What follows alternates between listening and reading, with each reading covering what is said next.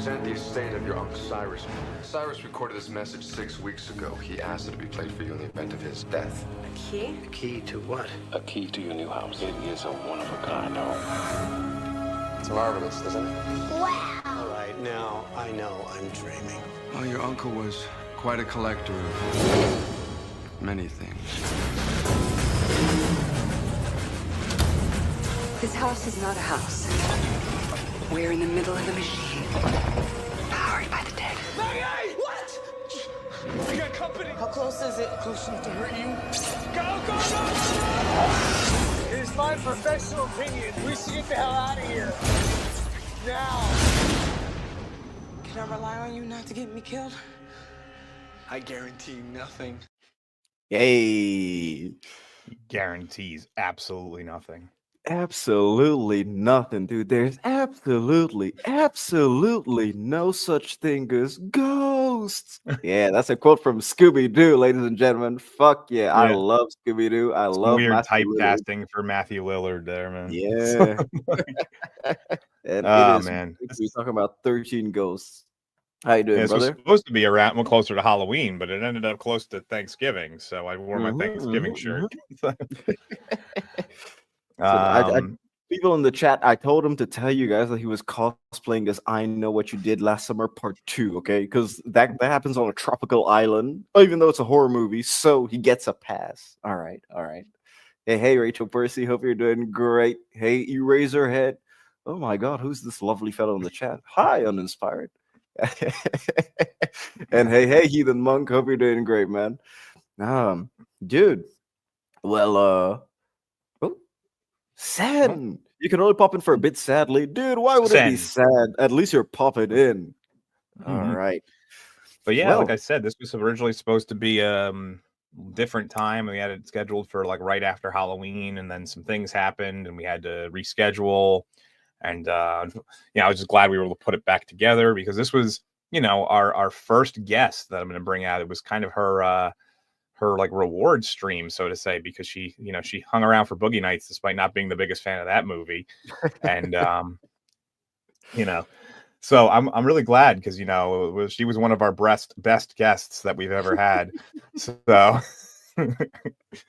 Avalon Fey, how are you doing? Hi, I am well. Is it bad to admit that I barely remember Boogie Nights? It's okay. It's okay. Boogie Nights was something, man. Marky Mark with, I don't know, the 9-inch rod, I guess. 13 and a half inches. 13 and a half inch magic rod. They don't even make rulers that big. It's insane. Boogie Nights was interesting because it was also my first experience watching that movie. That's one of my favorite movies. But it's great to have you back, Avalon. And like I said, you chose this movie. This was one that you had mentioned, and I was like, you know what, I think I could work that into the schedule. I like that movie. Thank you, Avalon. Great choice. I grew up watching this movie. I love this movie despite its flaws. So great choice. I'm happy to be coming. I mean, a lot of my love for it is just from memories. I had a big sleepover with friends when I was 14, and that was one of the movies we had on there that we actually discussed and really got into, because we were like, oh, is the dark zodiac actually a thing? And we're Googling it and everything. So, and this is pre-YouTube, so you got like all the weird stuff that comes on the internet. Yeah, you had all the weird ass sites that you could find back then. It was just like, ooh, just added to the terror. Yeah. Oh. But yeah, there is a thing as the dark zodiac. It's just not the movie one. But we do actually have, throughout the stream, we're going to bring in a video that Eclectic Goat put together for us, where she explains the various members of this particular dark zodiac. But before we do that and get into the movie, we have a debuter. I met this guy. I don't remember. It was, I think, on Stupenzo's streams. It was something like that. I originally thought I had found him on Facebook originally, and I was like following some of his posts, and I thought he was completely unhinged. And I was like, man, I wonder if I should ever bring this guy on. But then we got to talking, after I was on that stream, and he was like, nah, this guy's actually really cool. I'm going to bring him on for one. And I had an opening for this one. I offered it to him, and he accepted. And then we backed it up, and he was like, it's cool. I'll be available for the next one. And he's here. So that is a really good sign for us because we have World War Joe. Hey, thanks very much for having me on, everyone. I have no idea where my reputation comes from. No idea where this comes from at all. Hey, you know what? I'm trying to remember. It was one post that you did, and I was like, man, that was kind of crazy. But I realized after meeting you, I was like, oh, no, he was probably just like fucking around. I just, it took me I had to actually talk to you first. So. I don't remember what the post was, but I remember that was the beginning topic of conversation for Stupenzo's stream that night. Yeah. People were getting banned on the Facebook group, like, oh yeah, all because of World War Joe. It's like, what did I post?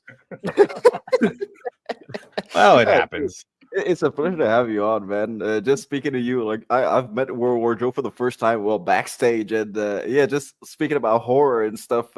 He's gonna be a great guest, man. Oh yeah, we're best friends now. Yeah, that's it. Of course, we're family now. I have to say it in the Vin Diesel voice, familia. Yeah, there it is. Well, that is true. If you're on Two Hoes, you're part of the Two Hoes family. So true. Even the ones that I don't book anymore because I'm mad at them. They're still family. They're just family that I'm mad at. Extended family now. More family-like. I feel like that makes it more family-like. Because there's always you have someone you're mad you at. don't talk to. Yeah, exactly. Oh man. All right. Well, but yeah, that's it. We're just going with two guests today. So yeah, I guess we'll get right into the our first time with this movie, or at least your earliest memory with the movie. Since it's Joe's first go, I say we start with him. I probably watched this movie one time on HBO like 20 years ago, and then when you brought it up, it brought back so many memories of it. I was wondering after they made it, how come they didn't make a TV show of this where we got to see each episode of a different ghost and their backstory? But I feel like they could have definitely done that and made some money with it. Oh, well, that wasn't the cards actually, but the TV show just stayed in development hell, dude. Really, really did. And I think until now, it's still in development hell, sadly. Because doing it? Yeah. I mean, I would 100% watch that if it gets onto like Netflix or Prime or something. So I wouldn't. Yeah, it would be so cool. Just have an anthology, each episode different ghosts, and it could be so well made, especially considering I feel like Netflix would pick it up. I feel like that Netflix likes to have these horror shows. A bunch of those. Prime has like Shudder and all that, so I can see it being on there. Yeah, I could see it being a Shudder. I think it could be a Shudder TV show, man. Shout out to Shudder, man. If you guys like horror, go sub to Shudder. It's probably the best. It's probably the best streaming service for you right now. And it's cheap. Yes, it is really cheap. But yeah, Avalon. What was your first memory of this particular film? It was definitely with the sleepover. We had like a slumber party when I was 14. And we had you could get deals in those days for DVDs where you can get 10 DVDs for $10.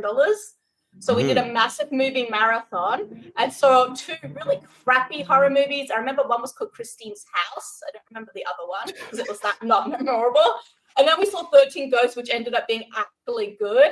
So ended up discussing it until almost sunrise. And in the end, we ended up watching the 3 movies because we sat too long talking about the 13 Ghosts and coming up with theories for it because there's different types of ghosts. So we're like, do you have to find serial killers that match the type and how could it vary? Because we didn't feel like the angry princess was actually angry.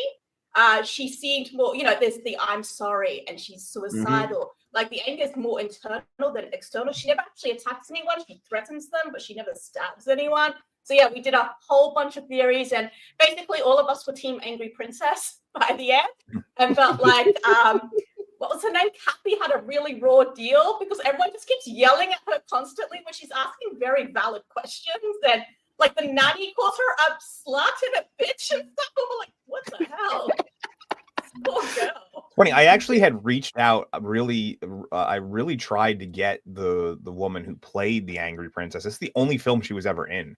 I could not get in touch with her. I was like, okay, fine, whatever, because she had all sorts of things listed. This is how you can contact me. And I sent her an email. I sent her I tried to contact. I don't use Instagram much, but I tried there. And no, she never got back to me. So I was like, whatever, You would think after that movie she would have got a lot of work. Yeah, True.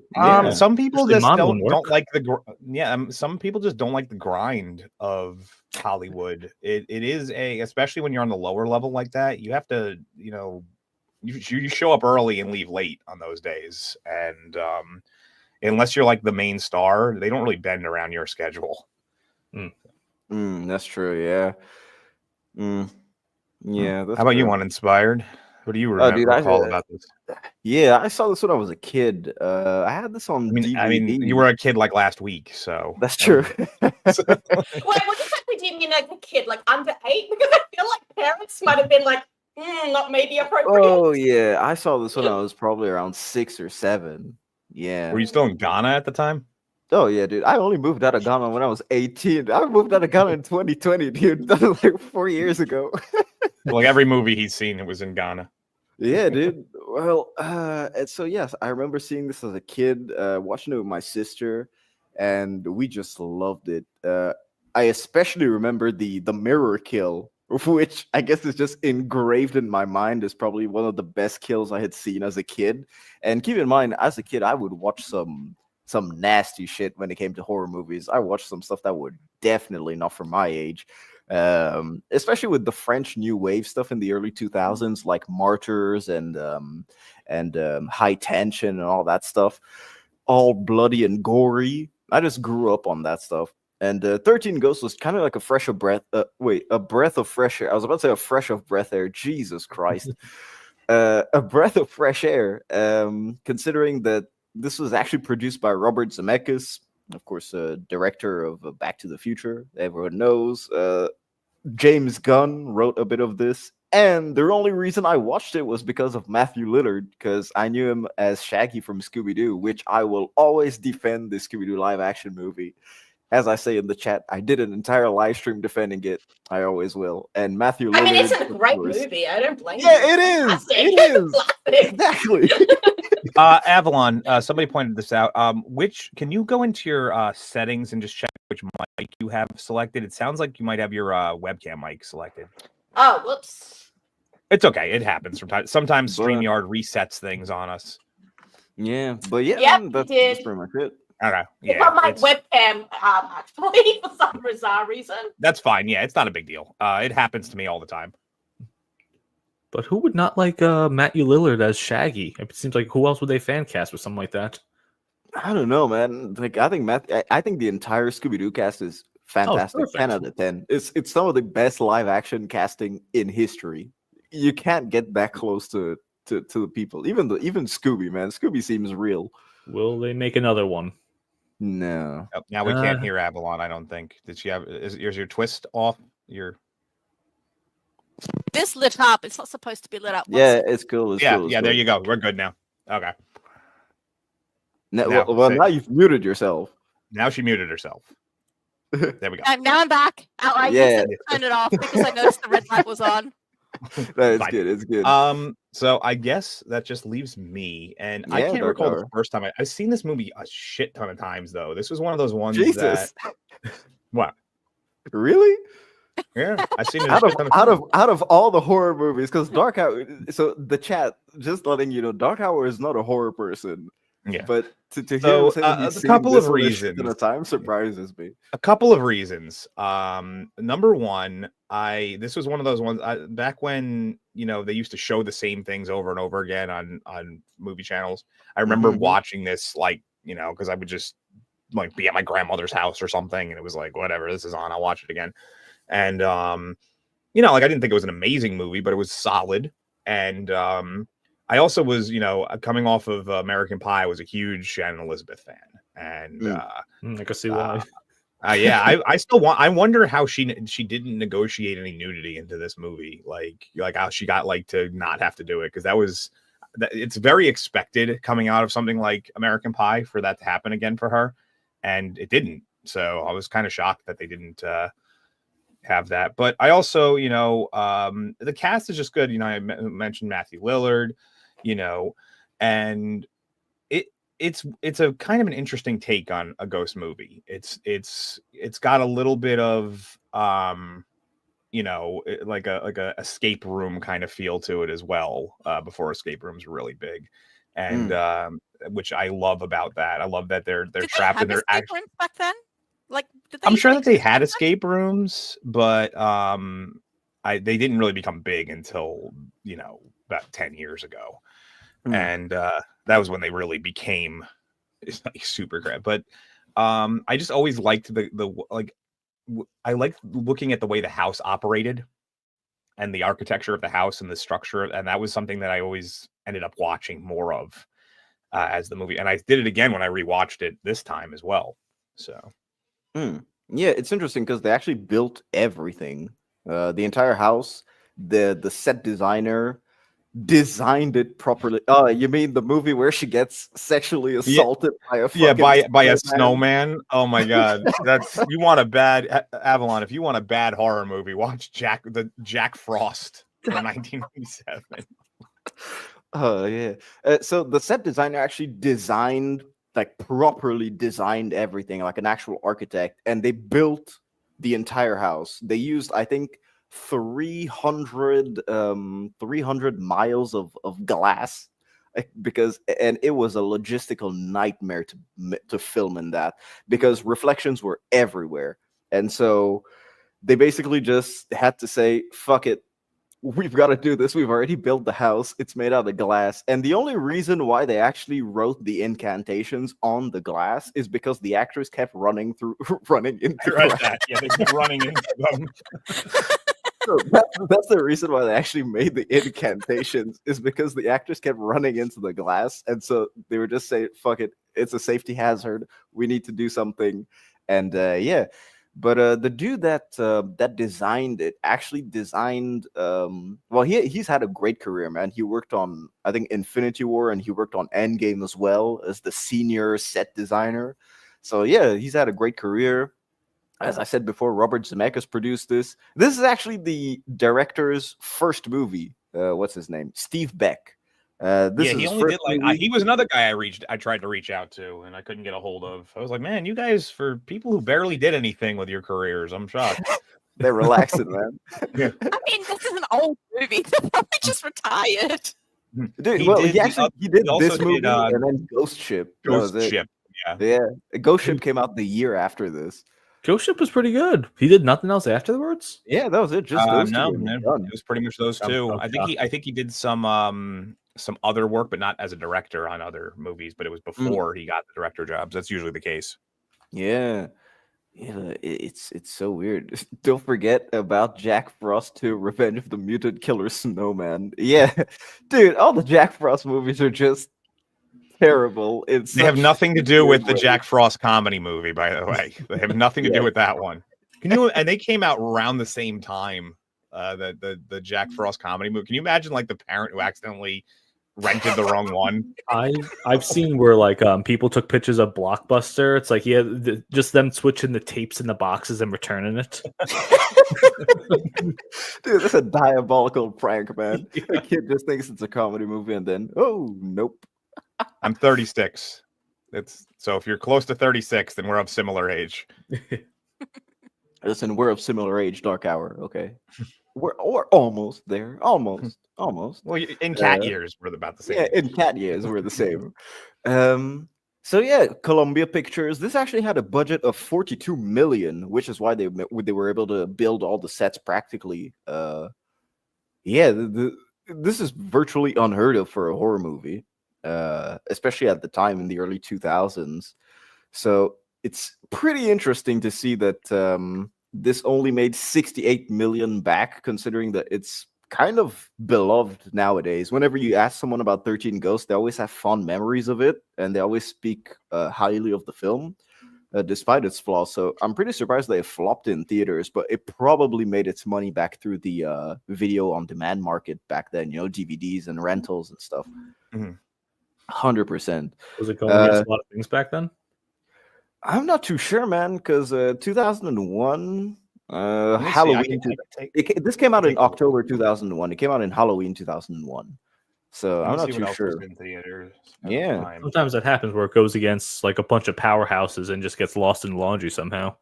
That's true. Yeah, I would have expected this to have been popular at the cinema. Right. So Yeah, I think like Shawshank Redemption flopped or didn't or underperformed because it was going against a bunch of other stuff. So sometimes it did things flop. just get lost in the shuffle and become classics later on. True. I mean, interestingly enough, the entire cast is pretty much very known people now. This was, I think, a year before Tony Shalhoub signed on to do Monk, which is basically what sustained his entire career. Yeah. Yeah. They're still trying to do Monk stuff now. Yeah. Wasn't it like autistic detective or something? I had like vague. Like OCD or something like that. Yeah. OCD detective. Yep, that was it. He fought for that show. I heard like he was really trying to get that thing done. Yeah, it was a good show, man. I even used to watch it in English class. Actually, whenever we had nothing to do, our teacher was like, "Hey, man, you guys want to watch an episode of Monk?" What the hell school did you go to? Weird school in Ghana.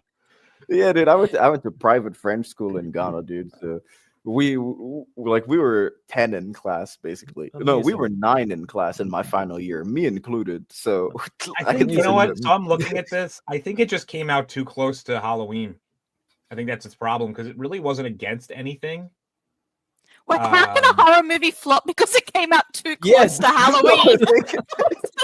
Believe it or not, that actually happens because what you essentially have this artificial window where Halloween is kind of the end of it. You know, you maybe have a week after it, but if you put a movie too close to it, it closes that window. So you'll see a lot of horror movies come out in September. That way they have like a 5-week window leading up to through October to build up that.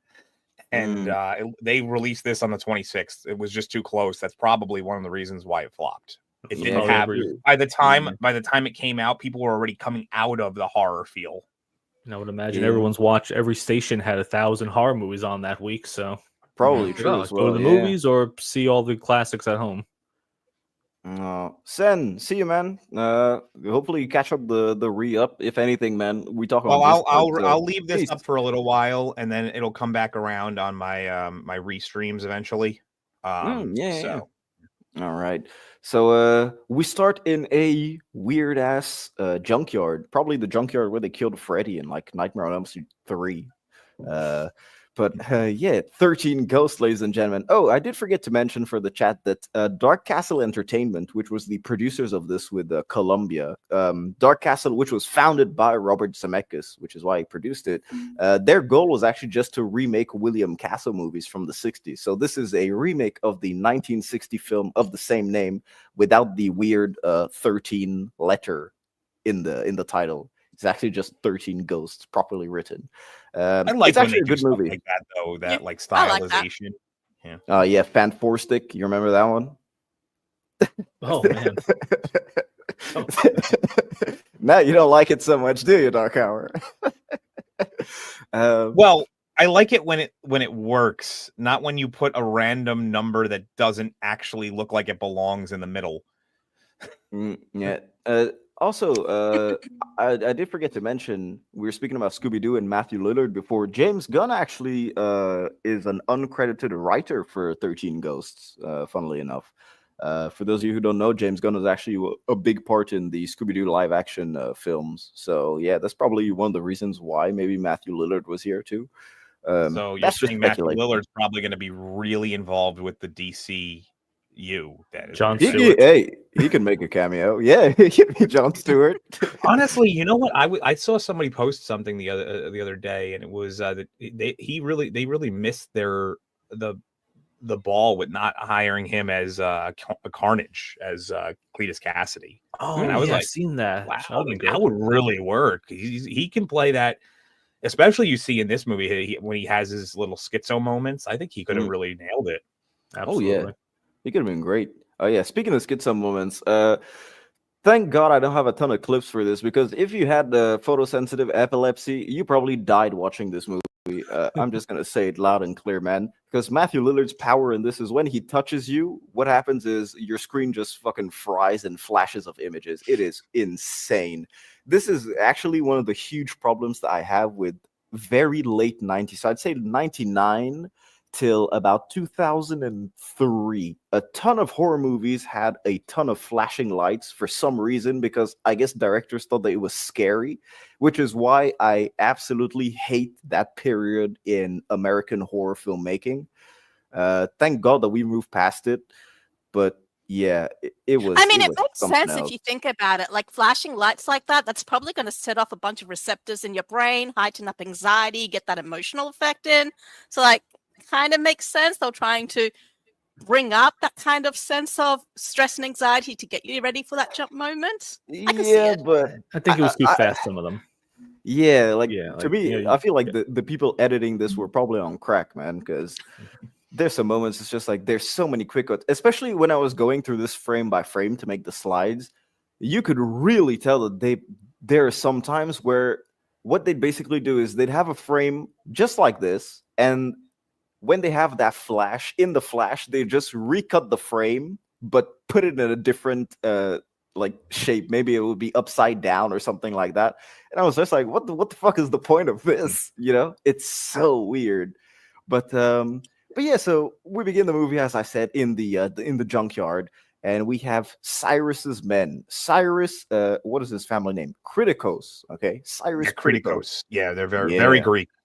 So if there's multiple Criticos people, are they Critici or what is it?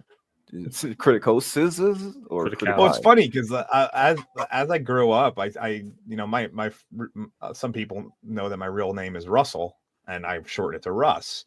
Russell. Yeah, Russell. you can't when you say like you know Russ's, it doesn't, you spell that, it's 3 S's in a row, so you just put a apostrophe on the end of it. You don't yeah, you don't put an extra S.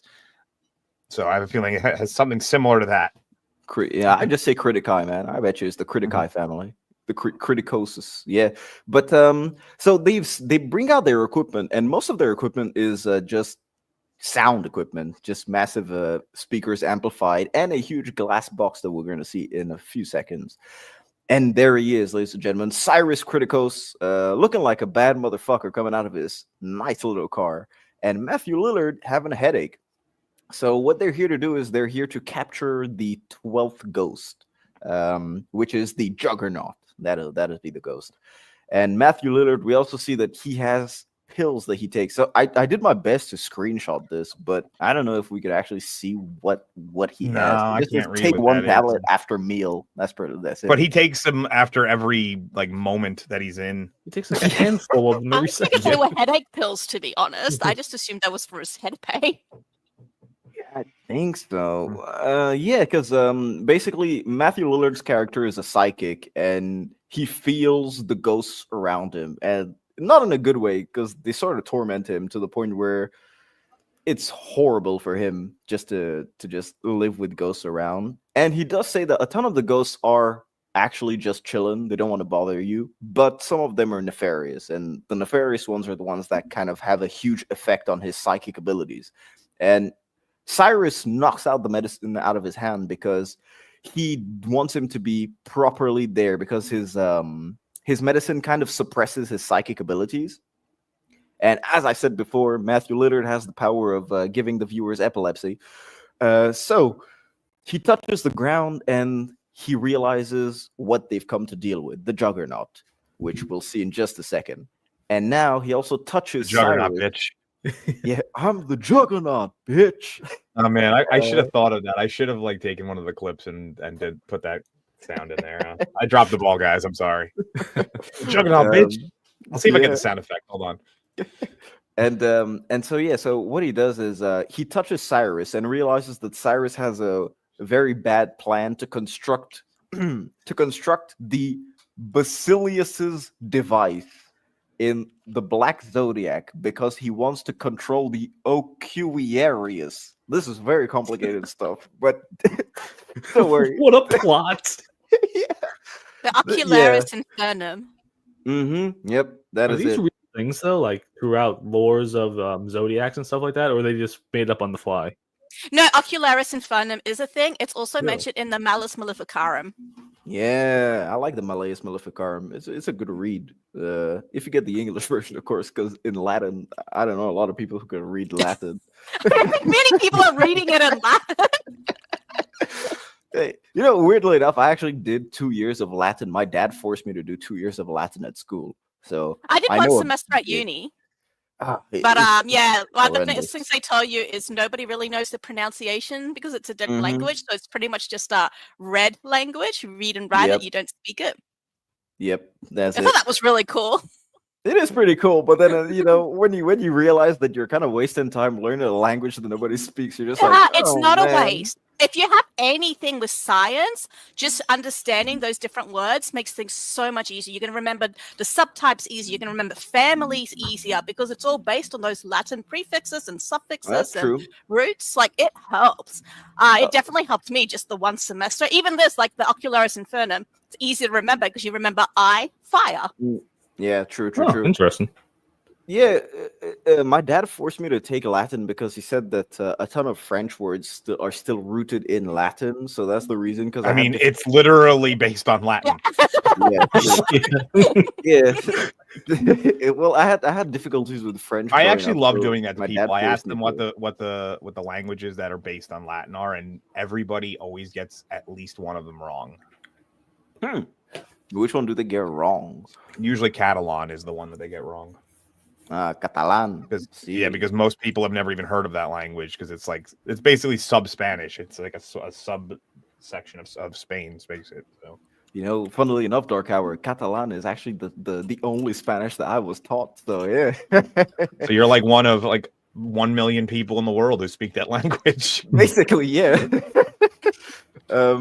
So we get glimpses when Matthew Lillard touches Cyrus. We get glimpses of the device, which we can see right here. So this is Basilius's device, where all the ghosts will be locked in. This will make sense a bit later on. There's the huge, I guess, mechanical centrifuge in the middle that controls the disc and the house that turns.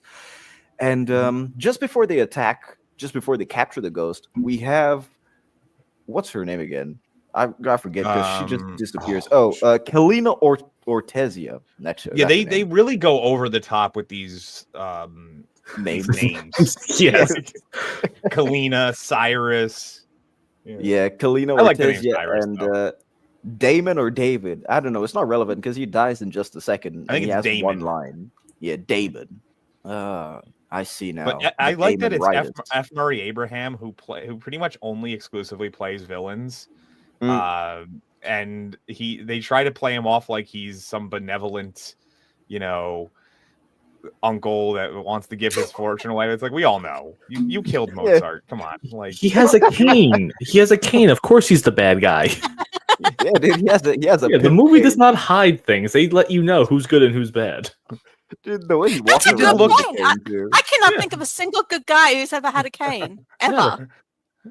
No, Jafar, the guy from Jurassic if you Park, have, all if those. you have problems walking, you're evil. It's known fact. I've seen that where it's like Collider was saying that people with disabilities should not be villains anymore. Oh yeah, I remember that article. Dude, people with Collider canes is pretty much they're the lull cows of everything at this point, though. Some of the articles they come out with, you're like, really? This is what you spent money on researching? I owe Collider for like 100 of my videos. Dude, they have some hilarious shit there. So this is probably my first issue with the movie. So it's weird because basically what Kalina, who's on the left, wants to do is she wants to stop Cyrus from grabbing the 12th ghost, which is the Juggernaut, which is what they're here to do. And even Matthew Lillard kind of makes fun for her. Yeah, it's okay to name someone Bob. Hey, we have someone called Bobby in There's this. a Bobby in there. There's Bob, but there's Bobby in this movie, man. So my issue here is that right now she wants to stop Cyrus. It's clear. Damon is probably her husband or something like, or they imply that. I think they're just partners. I don't think he's like her husband or anything. I thought that they were, romantically intertwined, but all right. So look at their body language. There's nothing intimate there. They very much seem like business partners, in my opinion. I don't they're not even close to each other. They're very ghost hunting. Nah, they're definitely banging. Well, no, she's banging Cyrus. Don't give that away yet. Whoa! Spoiler warning. I was watching this for the first time last night after like 20 years. I'm like, wait a second, what? Yeah, it's kind of Yeah, weird. her 'cause- character arc makes very little sense. Yeah, it really doesn't make I mean, any they sense. seem to have a little bit of like that DDLG thing in there too, with the are you mad at me, and that really weird behavior change. And I'm just like, this feels like it's starting to go in a different direction now. What is DDLG? I've seen The that dominant abbreviation. I don't daddy know- little girl kind of Oh my thing. god, Oh, I'm 34. I don't know what that's- anything is anymore. Well, let's just everybody please recall that Avalon did work in the adult industry. She is she does know these Really? terms. Oh man, I'm surprised you guys didn't know DDLG, dude. Yeah, that's Well, a really like, common one now. Do you not go online? I'm an I'm angrily sorry. married man, I That's have no not my. idea. That's not my shtick. That's not the thing that I look for. So Go on. now I'm never gonna unsee that though. I'm never like, every time I see DDLG, I'm like, I know. Now I know what that is. So they let out a truck full of blood to attract the juggernaut, to lure him into the box that they have. So the box with the incantations. So the incantations already, for one, they retain the ghost inside the box, but there also is the name of the ghost on the box, which is associated to the levers that we saw in the house. So whenever a lever flips, it opens the door to that specific ghost. And yeah, it's game on, ladies and gentlemen. It's time to see some people fucking die in horrendous ways, because some of these kills are pretty cool. Just I have before to you admit. play it, though, did anyone Yeah, else yeah. think that the bait was weird? Like, why he's a serial Blood. killer, right? Why a chunk Mhm. of blood? Why not like a potential victim? I thought that was a weird bit of bait. Like, Yeah, why would a if serial anything, killer this ghost be should attracted repel to him. He's blood? like, yeah, this should Not like repel a him. living. He'd be like, oh, I don't. There's nothing for me in this direction. Yeah, It's there's already been nothing to done. kill here. They're all Wow, done. that would have been a lot better if Cyrus brought in like a chained up little girl or something like that. Yeah, that would have Yeah, made to way really more show that this sense. guy's. Yeah, wow, we're rewriting this thing already. Plus, it's an We've already R-rated movie, improved too. it. Yeah. I think that the movie was actually probably heavily edited, because I don't know if you guys caught this, but during the scene, the first set of cars that flip over, they're already like bodies under it, and we never see those guys die ever. So I feel like that entire sequence was cut out for some reason. So I feel Yeah, like the and- movie was heavily cut. Release the gun and cut. it's pretty short. I think it's almost exactly an hour and a half. Yeah, it's exactly 90 minutes. I mean, wasn't that normal back then? I think long movies are just a kind of fairly recentish, isn't it? At least when I was a kid, 90 minutes was like normal. So, Yeah, well, they used to do that on purpose to get as many showings as you could in a theater, because the way that it was done back then was different. The theater runs were guaranteed, Significantly longer too.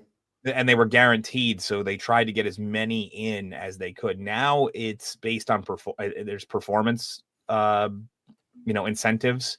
That's why you see so many movies out on streaming within 6 weeks of it.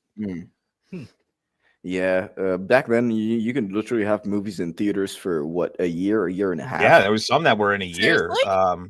Oh, Well, yeah. because there was secondary theaters that they would go to afterwards. So the old prints would end up going to these like dollar theaters, and you would essentially extend it. There was a window, then it would go to a secondary theater. Then they sometimes had a re-release window. And because you have to also remember, without digital media, without the ability to do it digital and release it out to homes, they had to make these. At the time, VHSs and DVDs, they had to manufacture all of them. Mm-hmm. There was no way to really get it out to people quickly. And you also had to, all the extra stuff that you had on DVDs back then was also a huge incentive for you to go and buy DVDs, special features and stuff like that on DVDs. You'd have to make that after production. So yeah, 13 Ghosts actually had one of the highest rated DVD special editions ever, because it had a 13-minute video basically describing the lore of every single ghost and I thought they did, because I watched the movie and I'm like, that's really weird. I remember remembering more information about the ghosts, but I couldn't work out how, because I'm like, none of that information I remember is like actually mentioned in the movie, but I'm like, I know that the Tussle was a gambler and the bound woman was like a prom queen. It's like, how the hell do we know this if it's This not thing should- actually mentioned in the movie? This thing should have been 2.5 hours easily for the amount of lore and things they Yeah. could have added to this movie. And all the lore was created by Steve Beck, the director. He created all the lore for all the ghosts, and he actually asked some concept artists to come up with the proper designs for the ghosts. But everything is from his mind, man. So yeah, shout out to him for actually going the extra mile and doing that. And they also brought in No, Cyrus. he didn't answer my email. Fuck that guy.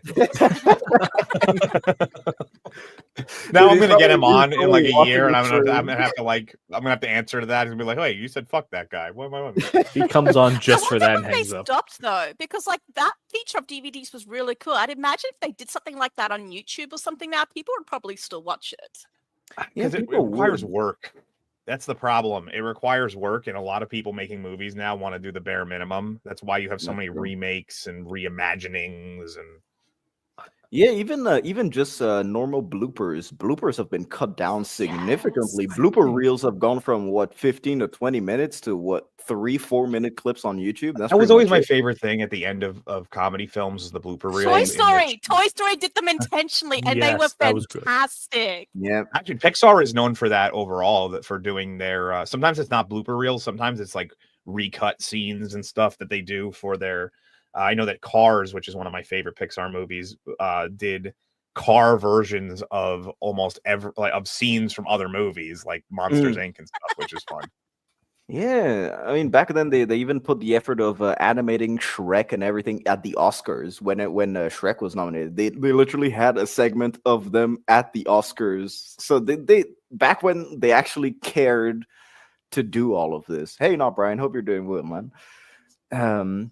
But yeah, I don't know. I just feel like special features have kind of become something lost, even on DVDs today, even on Blu-rays that you buy today. It's not the same quality.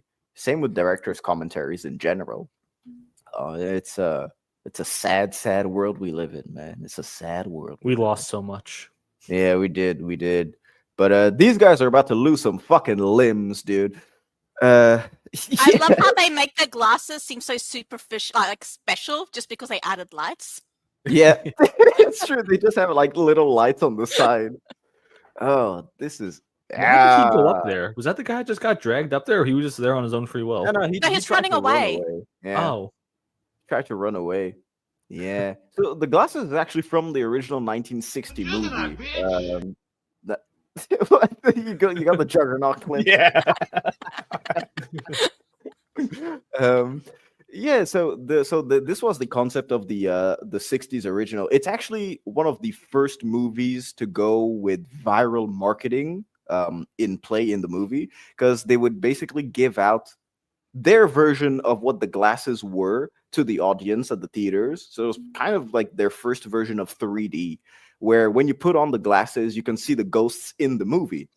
And basically what they did is they encouraged people to wear the glasses throughout the movie where you could see it. I think it was called Illusiovision or something like that. Yeah, like William Castle developed that.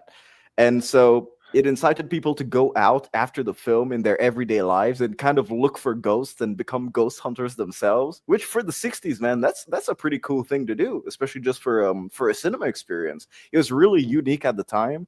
And so that's where the concept of the glasses in this movie comes from. So, yeah. But I have to say the production value for the kills, really, really good. You can really tell where their $42 million budget went. It didn't all go to the actors. It didn't all go to F. Murray Abraham and Matthew Lillard. But yeah, and the house, considering it was actually a real set. I'm honestly amazed it was a real set. That's insane. It's it was a hassle, but they managed to do it. CGI is also okay at some points. Sometimes it's really questionable, but I'll allow it. I'll allow it. The machine is probably CGI, right? But they probably could have gotten away with making that actually like something, right? Well, they said that they wanted to do so. Steve Beck actually wanted to do everything practical, but the problem was that they said that it was just impossible for the size that he wanted to do the weird mechanism. It's just that weird CG mechanism, with the grinding gears and stuff. They said that it was basically impossible for them to do it in real life. That they were forced to do CGI for that one. Now, after everything was said and done, Damon is dead. So is Cyrus, apparently. Looks dead to me. Question to you guys: how did this dude fake his death? Because Matthew Lillard is right next to the body. He would know. He doesn't touch him. He doesn't touch him. I watched it again last night because I'm like, how did he not know that he's, not really dead? He never touches. He sees the body. He goes, oh no, hands up, but he doesn't touch Cyrus. I don't know. It wasn't like the. I mean, it went enough to cut his tie. That's my favorite thing about that. Yeah. Oh, and yeah, I guess what happened then? Like he fell down and had the presence of mind of okay, stand completely still, don't breathe. Yeah, pretend you're dead. Yeah. I don't know. Maybe it's maybe like since he planned this all along, maybe they tried to do maybe he had like a what do you call this, like a silicone cast made or something like that. A fake well, he body. wears it when he pretends to be the ghost, so he keeps it on. True. Man. He was like, look, I need a fake head made and a whole fake body, and I'm gonna be a magician. That's why he has the cane. He's being a magician. Obviously. So Cyrus is dead, ladies and gentlemen. That's all you have to know for now. Cyrus is dead. Matthew Lillard didn't get paid, and he's still pissed about it. So pissed that he's gonna go to Cyrus's house to look for some money later on. Well, wouldn't you be? After Yes. that experience, I true. want to get paid. I'll be like, man, and plus he probably was promised a pretty penny. Yeah, because ghost hunting looks like a hard job.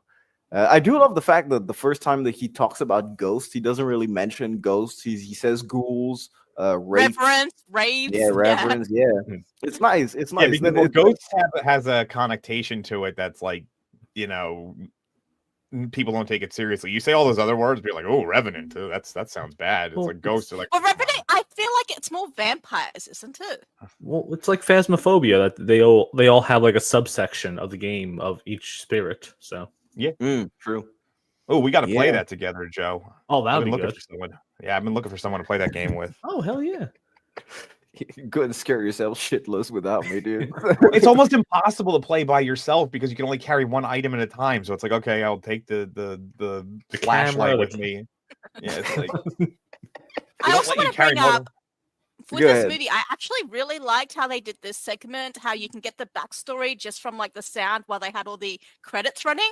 That's a way they like designed the movie. I honestly am a big fan of this. I feel like a lot of people probably didn't like it, but I agree with you. a really I good way to liked share the story. Way to do it. Very smart. Did this, like I said, it's a 90-minute movie, so it didn't waste that much time. And as an audience, you know everything that happens, and it's not that on the nose dialogue. And like the little subtle, the house being nice to being like burnt and dirty and grubby and everything. Like I thought that was a really great style choice. Tony Shalhoub's hair is all fucked up. Yeah. Tony Shalhoub. Like I can't pronounce his name to save my life. Shalhoub. It's Shalhoub. I'll try it. I'm not gonna get it right. Just say the dude from Pain and Gain. It's funny because I just looked it up. I was trying to look up something about the actors, and I just found out that this is the first movie from a major American production company that has 3 lead actors in it that are all of Arab descent. I did not realize Shannon Elizabeth was Arab. Really? She is? I did not know that. Yeah, I did not know that. I knew Tony Shalhoub was, and I knew F. Murray Abraham was. I did not know Shannon Elizabeth was. That's news to me. That's news to me too. Wait, Shannon Elizabeth is 51? Really? Yeah, she's actually 2 years older than the person playing her nanny. Wow. I found that out when I was trying to. That was another person I reached out to a lot a lot for this movie, and none of them got back to me. Rah Digga did not get back to me. The nanny. Oh, Rah Digga, come on, dude. Man, Rah Digga. I tried to spice this one up as best I could. Dude, this is kind of like a cursed picture of Shannon Elizabeth right there. She looks like the alien, the thing from Alien Romulus, man. The weird freaky baby. Yeah, she has some really weird like arm length proportions here in this picture. I don't know what's going She on. smiles so weird later on when she's brushing her hair for an hour. Oh, dude, don't worry. I She's think I have doing a the hair slide for way that. too long. It got really odd. But I like how it shows you again, like the angry princess. She could have killed her so many Yeah, times in the she could've. bathroom, and she didn't. And I'm like, for an angry princess, and every other ghost is like, whacking them and stabbing them as whenever they get the chance. How angry is she really? Because she Go only back to that really picture reacts real when quick someone there. pisses her off. The more I stare at this picture, the more I'm pretty certain that she's constipated or something. Like, Dude, or like yeah. she's really, or she has diarrhea and she's really worried that she can't hold it much longer. Like it's just like She looks like she's doing a squat for way too long, just hoping they cut. They say cut. Yes. Like, how long am I ready? Like, your knees start shaking and everything. like I should just put in that I'll get naked clause in the damn movie, and I wouldn't have to do this damn squat. I mean, if Tony Shalhoub did not interrupt her as she was in the bathroom, she probably would have gotten that bathtub. True. Yeah. I mean, she splashed the bloody water on her face a lot, and then that would have been weird. That would have been awkward for the angry princess. Actually, it would have been really awkward. You for never her. know. She might have been more into it. True. Oh, True. man. True. What I mean, we she could have didn't had. kill. She did not kill the woman. So maybe that was her. Maybe that's why. Maybe that's her thing. Maybe she was angry because she was always a lesbian, and I was gonna say she's a feminist. No, because she does kind of go after. Was it the nanny or the other ghost hunter? She does kind of go after them. She doesn't stab them, but she kind of moves like she would, even though they didn't wrong her. It's like the one time she actually is a bit more proactive, but she still doesn't actually kill them. The only person she kills is Cyrus. Benjamin Moss. No, Benjamin Moss. The well, technically, she doesn't even really kill Technically, him. technically. No, she holds her knife. She threatens people, but she never stabs anyone. True. Yeah, it's true because the Benjamin Moss kill isn't even through her. She just scared the shit out of him. And I he love the stepped line, in and I there. hope you have it clipped where Rah Digga is like, "Is that half the lawyer?" Just love the name Rah Digga. Rah Rah Digga, Digga, yeah, that's man. her name. I'm not even gonna like- say I'm not gonna call her the nanny. I'm calling her Rah Digga the whole time. Rah Digga, dude. Yeah, it feels like Scooby Doo trying to say, my N-word, dude. It's like Rah Digga. Rah Rigga.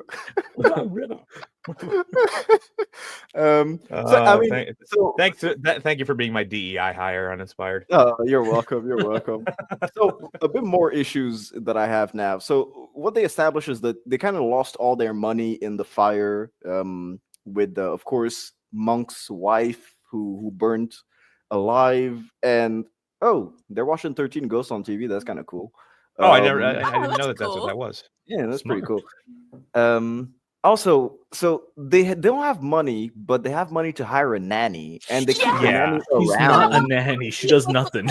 Yeah, exactly. She doesn't do shit. She's Terrible nanny. She still gets paid. Like, why is she there?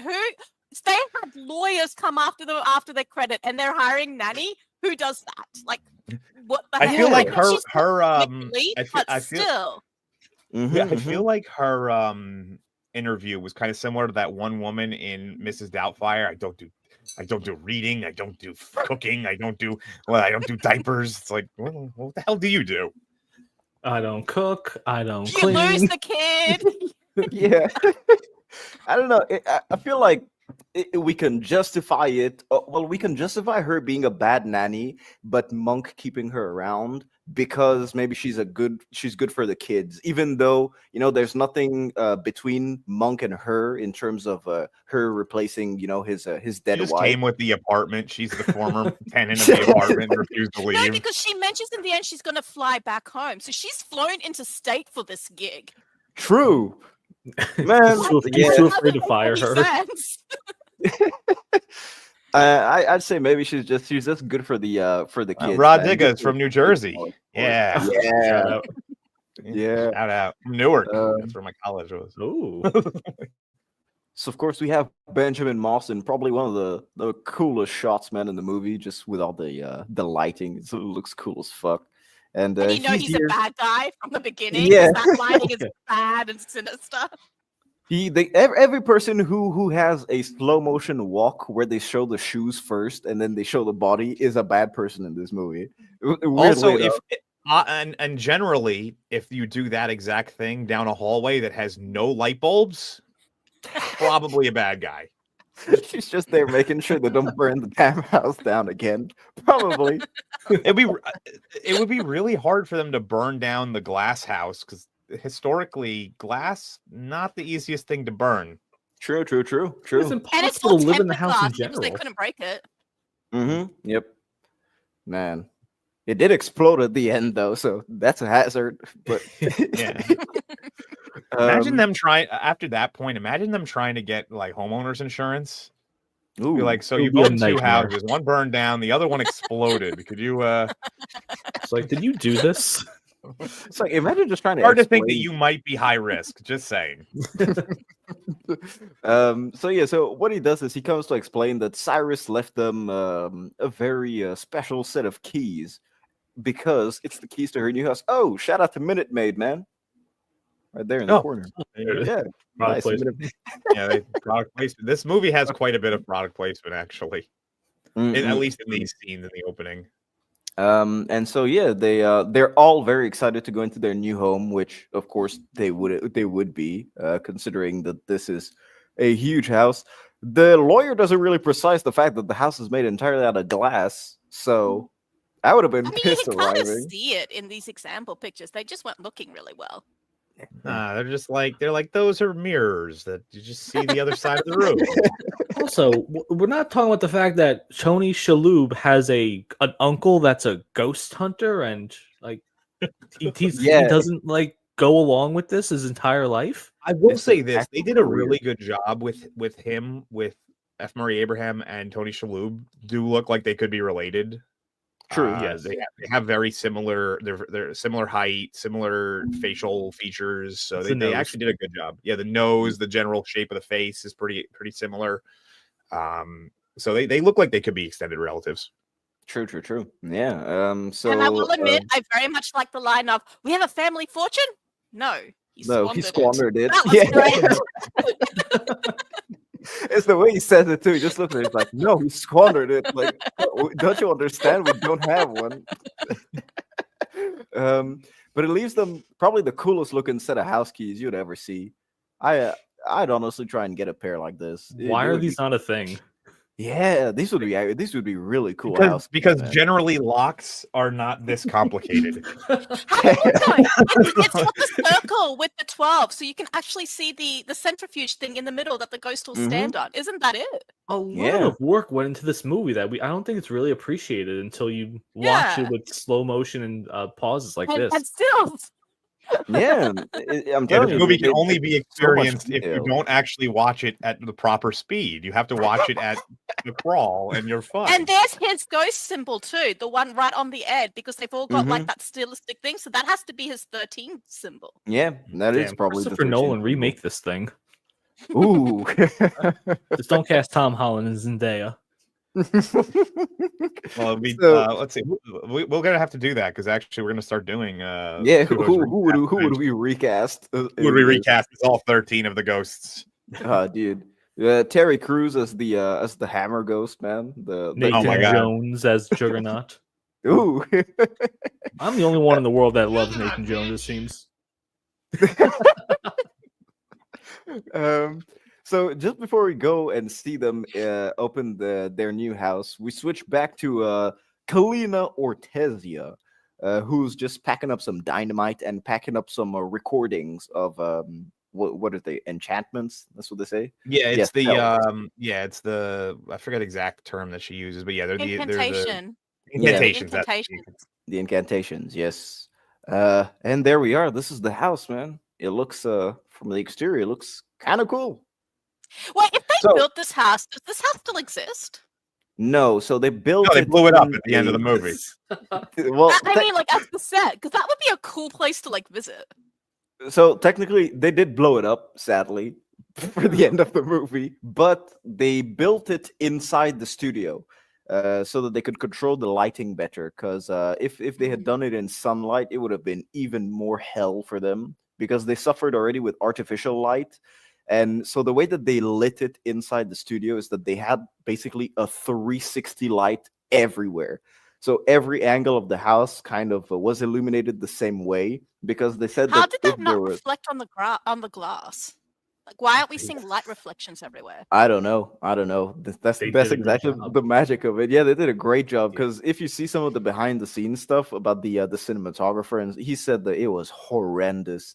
It was horrible, because you could not only see people in, so, and I quote, he said that you could see the actors filming the movie, and right behind them, since everything was see-through, you could see the people just chilling behind the set eating donuts and having coffee, which was a huge problem.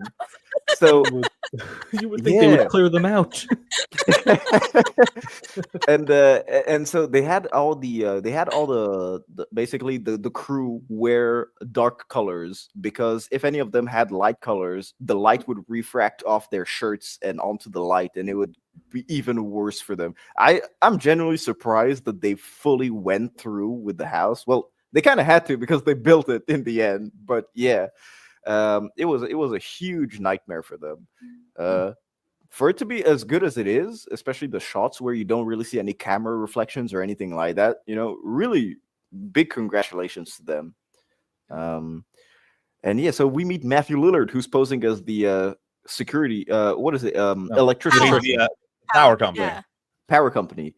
Which Now here's the thing. This is how they should have known it was bullshit, because he would have gave them a window that he would have shown up during, and he would have shown up after the window was over. There's no way the power company would have been there when they got there. power company never comes on time. He would have been like, I'll be there between 1 and 7, and he would have got there the next day. That's how the power I company mean, to be fair, he's there late at night. True. Like, true. Another well after the indicator. 9 to 5 windows. True. I love how the lawyer actor, it looks as if he's looking at Matthew Lillard's ass and is like, nice. It's weird. Yeah, what a memeable image, exactly. It looks And of exactly course, like that's- Shannon Elizabeth that's- just smiling. That smile she has too throughout the entire movie. Yep. It's just smile and wave, boys. Smile and wave. Smile and wave. And now they finally they lock the key in, and we get a proper look at the house, which I think looks fantastic, man. From the mechanisms, and keep in mind, all of this is practical. Everything 100% practical. It's crazy how good this looks. I wonder how Cyrus got in, because his key obviously starts the whole house process. So, like, Well, did they don't Cyrus have to have actually. a special key for himself or entrance? So Probably. the actual process of all of the stuff doesn't happen until the lawyer triggers it. So this I is thought just it a all regular started from the process. beginning, and the lawyer just triggered the ghost coming out. Well, yeah, that's what I'm saying. Is like the actual like house operating triggers with the key, but the ghosts being let out doesn't happen until the lawyer does it by accident. I'm confused. Well, we'll talk about it, obviously, but I'm kind of confused of who set all that up, though. It's a very contrived plan. Yeah. Well, it's not only that; it requires that somebody makes a horrible mistake. So, because he puts down the bag and he puts it right on the. Out of all the places to put a bag down. Yeah. No, he put the bag was on the pedal. He lifted up the bag and Oh then yeah, lifted yeah, up yeah. the He pedal. picked it up and it lifts it up. Yeah, you're right. So like he was anticipating the lawyer to start it, because the lawyer knew where the money was. It's not like he was looking for it like the Shaggy was. So he must have known it was down there. He must We're have just done calling it him to set it up. Shaggy this point forward. Yeah, he's just gonna be Shaggy. Damn. But yeah, like, Greed he was the knew. real enemy. And he knew to Yeah. squat down, press the thing on the button to open that mechanical room. Like he knew it. He was set up. He was 100% set up by Cyrus to trigger it to go after the money. Oh yeah. But yeah, Cyrus, man. I don't know. I think of a better plan, because this is just there's too many things that can go wrong for your plan not to be set. So many variables. This. Have you ever Yeah. heard the term Xanatos Gambit? No. So Xanatos Gambit is named after the main villain from Gargoyles, where every your plan is requires that somebody figures out your plan, and then your actual plan kicks in. So that's what a Xanatos Gambit is. It's basically your first plan has to be figured out for the real plan to kick in. So that's like with Admiral Thrawn from Ahsoka. Like, oh yes, according to plan. Yeah, We lost it's kind 50 of like ships. that. It's I'm trying to think of a really good example where it's kind of like Ozymandias from Watchmen. It's like, yes, he brings all the people together, and it's like my plan was figured out, but that was really my plan was I needed to get you all together so you could watch this. That's what a Thanatos Gambit is. Yeah, it's my favorite. It's my favorite trope. It's a very weird plan, but cool. And then if there's a lot of those, it's called the 30 Xanatos pile up. It's fantastic. Jesus. Cyrus was a rich man. He had a lot of cool shit, and Monk is probably thinking about their family selling it. fortune. So Yeah, did. everything went into katanas and telescopes and weird stuff, man. A lot of books just piled on the floor. I'm surprised the samurai wasn't a character in this because he has the armor and all the katanas. So was that supposed to ever be a character? No, actually. A character in the first Ghost movie? No. They didn't have any samurai related ghosts. I was actually just thinking too. Yeah, you guys do make a good point. They could have used the samurai ghost. That would have been cool. Yeah, why do you have all this armor and all these collectibles? It feels like everything in this room should be pertaining to one of the ghosts in a way. Yeah. Yeah, kind of like what they do with the cabin in the woods. You know, when they go inside the cellar and they have each object is associated to whatever they can summon accidentally. That would be pretty cool. I mean, if you were loaded, would you spend your money on katanas? Yes. Funny you say that because I would not only would I spend it on katanas, I would spend it on katanas that were in movies I like actual, the prop. I try to get a Hattori Hanzo, dude. Yeah, Hattori Hanzo. That's what I was thinking of. I 100% try and get an original. Yeah, I actually own a katana. Well, I left it in Ghana because I don't know how to get that shit through customs all the way to France, but my mom still has it. He's got his katana in Ghana. Yeah, it's and guess what? It was actually given to my dad as a wedding gift by my cousin, who is a very, very, very famous singer in France. So yeah, if you are loaded, you spend your money on katanas. None of this is making sense here. You're a French guy marrying a Ghanaian. What is Ghanaian woman. Here's a Japanese sword. It all makes sense in the end. I actually gifted all my best men at my wedding with samurai swords. Fuck yeah, dude! Yeah, that's a great. I'm stealing that. Yeah. Oh, I'll do it. You gotta use, but he had a claymore though. This is a superior sword. Mine's bigger, bitches. So Benjamin Moth, which is the lawyer, is basically explaining that they don't need to pay any taxes or anything like that. Spoiler alert, it's because they'll probably be dead soon, but he says that they took care of everything. Cyrus took care of everything, and he doesn't. Not how taxes work, by the way.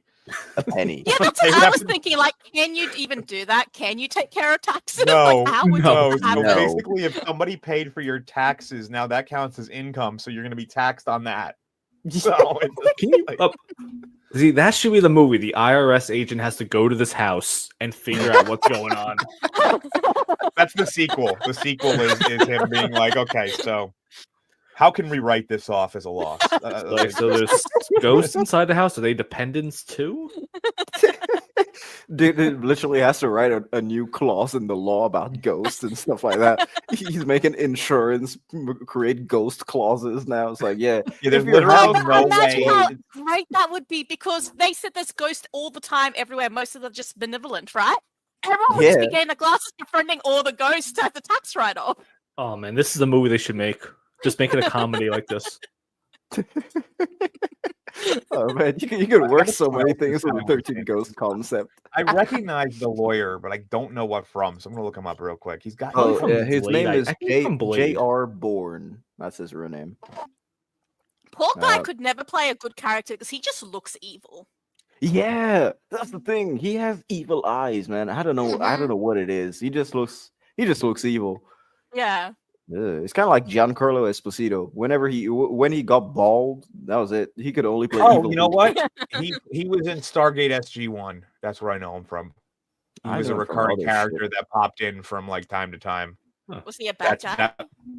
I don't remember. I haven't watched that show in so long, but I remember his face. There we go. I know him from Teen Wolf.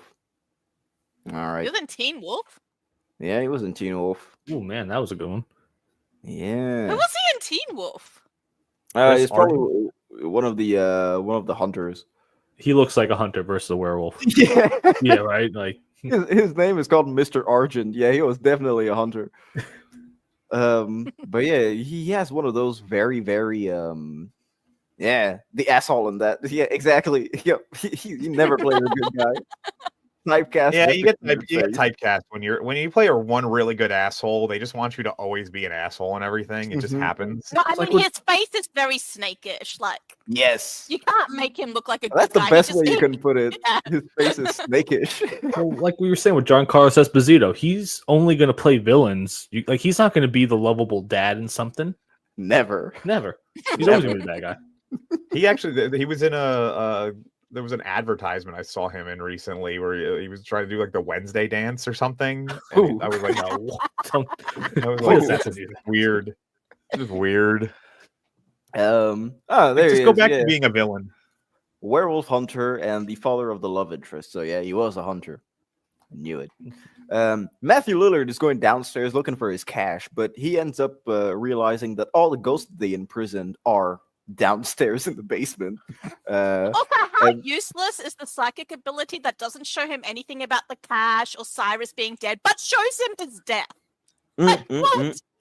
Excuse me, show me something useful that I can avoid. He can't control it. It's still like I'll be pissed at my psychic abilities if they just screw you over like that. Like, because he does say he says, yeah, that's not how they work, and you know it. That's one thing he says to Cyrus to try and justify I guess the way that it works. But yeah, his thing isn't really defined. Oh, you mean Thomas F. Wilson? That's it. Yeah, that's it. Thomas F. Wilson. Yeah, he actually broke out of that typecast. He eventually he now plays like the incompetent boss in a lot of things. For years, he actually, the local kids would go to his house and knock on his door. So that way, and when he answered it, he had to not like hit them on the head and be like, "Hello, McFly." Imagine a kid just knocks on your door. He just asks you, "Hey, man, can you do the?" Obviously now that doesn't happen because like the kids don't like associate it. But like, well, now he's old, years, so he can play he's old, so he can play like the old Back to Biff the Future type of. Yeah, he's old Biff. Exactly. You can play the Back to the Future too, Biff. That could be cool. Both of them. So we meet a little bit of the ghost right now as Matthew Lillard is strolling. So we meet the Torn Prince, which is cool as fuck, man. I think the Torn Prince's design is. You really have cool. You have slides that for each one of them, right? You said. Yeah, but that's later on when they're doing the worry. huge expo dump. Yeah, so the Torn Prince. We meet the Pilgrimess. I think some of the little flashes are too fast because from this right now it looks really cool and detailed, but watching last night it's just a blink, loud music, and that's it. Oh yeah, it literally lasts. So when they show the angry princess, they show the angry princess in this sequence. I don't know if I took a slide or not. Yeah, I didn't. But they show the angry princess in this one, and it literally lasts 3 frames. When I went frame by frame, it lasted 3 frames. And I was like, I don't know what the point of that was, but yeah. You want to play some of the since you have some slides, or do you want to play some of Eclectic Goat's? I don't know if it will be in order because I can try to find them, or well, I'll let you know later. No, I'll play later because okay, she did it in order of the sequence that it'll go through. Okay, so, yeah. So we meet the what is it? The Great Child and Dire Mother, which is pretty cool. And of course the Hammer. Yeah, hammer time. What the Did hell he lose his front teeth? Or was that something else? Because that just always looks really weird to me. It does look weird. It looks like. Yeah, I mean, of all the things that are wrong with him, that's what you picked out. You're not the. Well, it doesn't look like lost teeth. It looks like his teeth have been sliced diagonally at the front or something. It just looked really. I'm like, I don't know what is going on there. That's not what like lost teeth look like. I can't even imagine how this dude died, man. Oh, I have a theory. I imagine it was an explosion on like a railroad. No. Or something like that. He was tortured. When they tell you the stories of the ghost, this guy was a blacksmith. He was apparently a really good guy. Some African American Smith. Yeah. And some rich dude accused him of some crime that he didn't do. But because they didn't believe him, they killed the guy's wife and child. They strung them up in a tree. They hung them. Guy found them, got into a rage. He's a blacksmith, so he had a massive hammer. He killed the rich dude and a bunch of the others. And then the town basically had retributive justice on him. They tied him to a tree. And those are all the rail spike thingies. They used his own hammer to drive it through his body slowly to kill him, then cut off his hand and replaced it with the hammer. So that was as retributive justice. I'm guessing they didn't know that the rich dude first accused him and killed his family because, you know, retribution is pretty worth it. So that sounds awesome. So he was tortured by his village, somewhere like 1800s. I thought that when I was doing research on the movie, I figured that this was the one that had probably the most prosthesis and took the longest to put together. No, but it turned out it was actually no, it was the Angry Princess had the longest. Really? Apparently, which is weird because she's not wearing anything. I could see why they took the time on that one. She had all those cuts, deep cuts they had to make look like deep cuts. She had the massive sclera contacts. Those things are a bitch to put in and out. I can see that. Whereas this, it's a lot, but it's very superficial. I mean, all they really had to do was attach that with some sort of glue, a little bit of fake blood around the edge. Like, it's a lot that you can see, but because there's such big pieces, it doesn't have to look as realistic because it's just a shock. Whereas her cuts are deep, they're everywhere, and they look like cuts. Let's be real. They probably took their time with her. Ooh. Yeah, they were probably like, okay. It's like, oh damn, I have to start over again. Whoops. No. In these situations, nobody notices things like nudity anymore. It just disappears into the background. Just like like you'll be on sets with everyone naked. Seriously, nobody notices anymore. Full body makeup job. Yeah, it's true. Yeah, because she is naked. Yeah, that's true. Yep.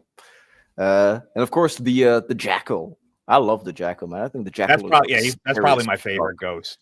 Definitely the most aggressive of all of them. Like the most pursuant.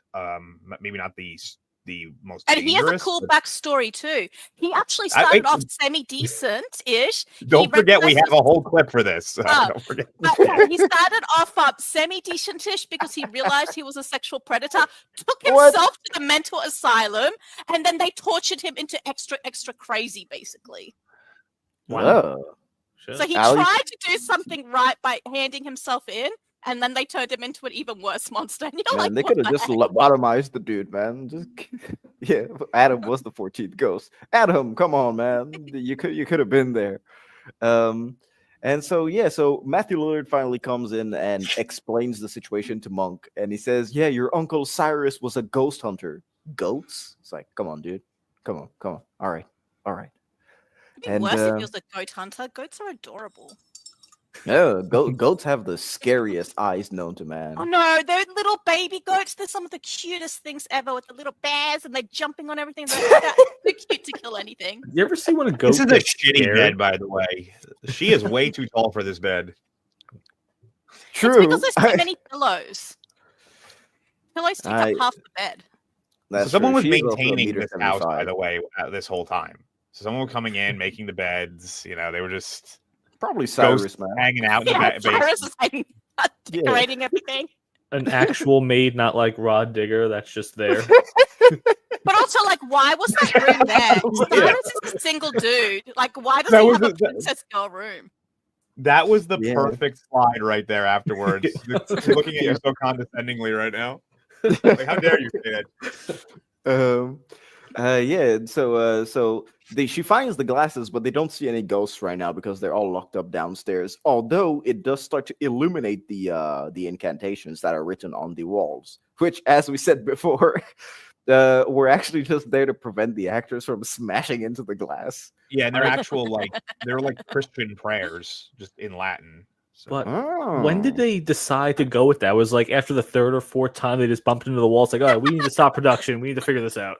So this kid keeps leaving his scooters everywhere. Yeah, him and his product placement. Yeah, product placement for scooters. Hey, scooters got yelled at in the beginning because Shalhoub spills coffee. Who lets kids ride a scooter inside? Like, if I had tried that as a kid, I would have got into so much trouble. Isn't that normal? Like, scooters are outside. You can't run on a glass floor on a scooter. To be Well, fair, here's the the house thing about is those huge, scooters you is know. that they are those are self punishment, because you will smash the shit out of your shin with that thing at Ooh, some yeah. point. You are going to. So yeah, you were punished by the object itself. Yep. Man, I remember I owned several scooters. They were legit, man. I miss being a kid having a scooter.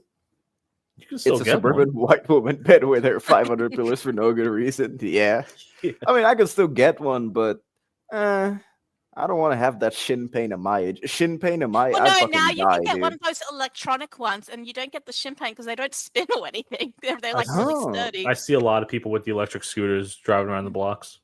I literally have two. I'm staring at two right now. I have two, one for my sister and one for her husband. I never use them, but yeah, these babies go up to like 40 kilometers per hour. I don't know how many miles per Some freedom cities in the that United is. States have those. Like New York has City Bike, where you can essentially just walk up and rent a bike randomly. But then like Yeah, Baltimore, we've got scooters here too. yeah, Baltimore, Minneapolis, I was there. They have the scooters. I think Boston has them as well. So it's either So like, are they all stolen after that? Or they returned? so what ends up Maybe happening not the is, nicest places. yeah, so they're useless if they don't get recharged. I mean, I guess you're just you could manually push it, like do it. Also, it's connected to your banking app on the app. Because you True. have to Yeah. pay for it, you link your bank. If you damage it, you're the last one using it, then it goes to you. It was a problem here in Australia. We have a lot of those cycles and those scooters, and people started throwing the scooters into like the ocean and the river and stuff like that. And people who had last used the scooter had gotten charged for them because they were connected to the QR code, even though they weren't the ones who like threw them into the rivers and the ocean. See, we need to have that here because last night we ordered Panera Bread and our driver stole our food. So What? yeah, he drove past our house, so it came on the app where it said, "Oh, he's outside," and then he drove away. He just flipping you off, eating your sandwich. And the number, like I called the number on it, it was this little old Spanish lady that had no idea what I was talking about. Dude, I can imagine the driver. He just pulls up slowly, eating, and then he rolls down the passenger window, just looks at the house. He looks at you, looking back at him, and then just drives off slowly. I can He top was there that. eating my sandwich. One time I ordered McDonald's, and it was like they delivered it to my neighbor's house because I could tell from the picture. And I guess my neighbor just opened the door and was like, "Hey, free McDonald's," and just took it. And I was like, What? You knock on the door, he's there eating your "That was burger. my It's like, I quarter don't know what pounder, you're you talking about. douchebag. What are you doing?" See, I had a similar thing happen, but I was the nice neighbor. I was cat sitting, and someone knocked at the door at like 9 p.m. So I'm like, do I answer this? Do I not? This is weird. Who knocks on the door at 9 p.m.? So I opened it like really Myers. cautiously, thinking it's going to be like, I don't know, a killer or something. It was just an Uber delivery driver. And because I was so like cautious and nervous, he's just like, I think I've got the wrong house. I'm like, yeah. End up being the neighbor. Dude, you see, this has never happened to me. Thank fuck, because if I lost my food, dude, I'd riot. I'd probably, dude, what? Oh man. But yeah, but yeah, I do find it funny that of all the things in Australia that they had a huge problem with, it wasn't the spiders that can kill you in your sleep. It wasn't the kangaroo excessive, like the potential war of kangaroos versus humans. Yeah, it was the people emu. with It scooters. was the emu war. It was the emu That was the war. emu wars. Yeah. It was what is it? There's been 3 countries that declared war on birds, and 2 of them have lost, and one of them was Australia. Like, no, this is the most important thing right now. Bikes being stolen. Yeah. We'll deal with the scorpion problem at some point, but these We have scooters scorpions in the desert, so you don't come across scorpions. We're Bring in good. more cats, they'll deal with the scorpions. half of Australia is a desert. To be fair, Yeah, but we all live along this very narrow bit of coastland, pretty much. The inside land, that's all empty. True. Be like, we'll handle. We're gonna investigate this dingo eating the baby issue eventually, but right now it's definitely got to be these scooters. Yeah. What does Monk do? Monk touches Matthew Lillard, which of course gives him all the insight that he needs to know on Monk, but also basically kills him because Monk keeps touching him to say, "Hey, are you okay?" Like, dude. Yeah, so it's kind of tough for Matthew Lillard to stay alive right now, and he just says, "Hey, just don't touch me, don't touch me. It's done." So yeah, so during that time, Benjamin Moss manages to just sneak away, which. Man, the amount of times that they just zoom in on two characters when you know that there are three in a scene and one of them just disappears without a trace, it's hilarious in this movie. Yeah, I always wondered when Kathy disappears if the spirit reclamationist Cyrus lover one, if she did that intentionally. She's like, have a look at this book, and then like I'm guessing Cyrus kidnapped Yeah, her Cyrus or just grabbed something. her. That one I can accept. I can accept Cyrus grabbing her, but without any noise whatsoever. It's like, I don't know, In a man. glass hallway. Like, how are you hiding, dude? Yeah, exactly.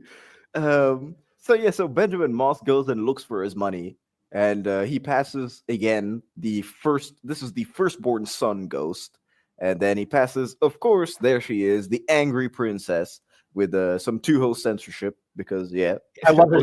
He has a great line too. He's just like, "Hey, nice tits." Like, yeah, nice tits. Yeah, it's like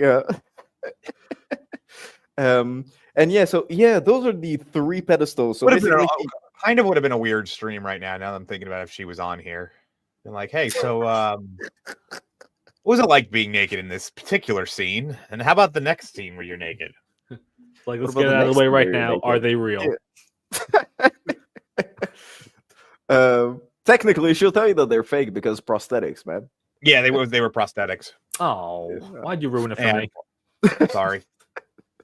So that's the pedestal that you see, the 1, 2, and 3. He picks up the money bag on the third one, which is what triggers basically all the ghosts to start releasing one by one systematically. And it also triggers the escape room type of lockdown that the house is going to have.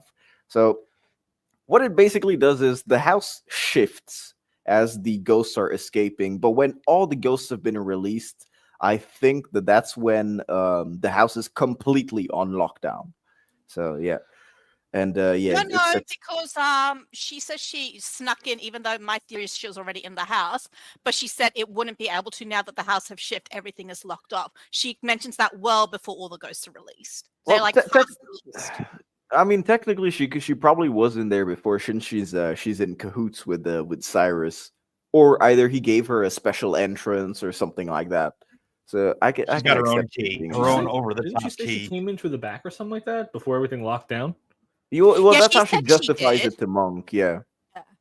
That she sneaked in while it was shifting, basically. So, like, implying that while things were moving, she kind of like ninja jumped in there. Yeah. But I think she was in there the whole time, and just like hiding in the, I don't know, mechanical room or something. Probably in the vents or something. Well, how the fuck do you even have ventilation in this place, man? I don't know. Everything is glass. Just you don't need to. They mentioned so many times how huge the house is. It's probably really easy to hide in a house that big. True.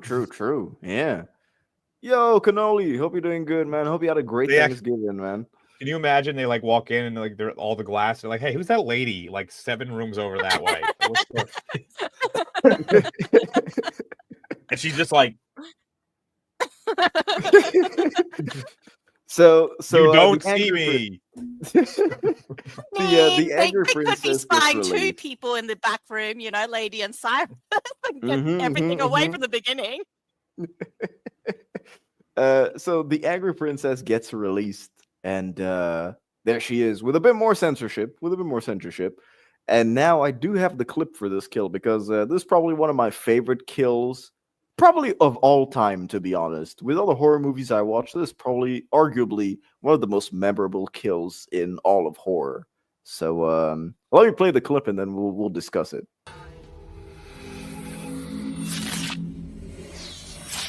I was just kidding before. A little humor.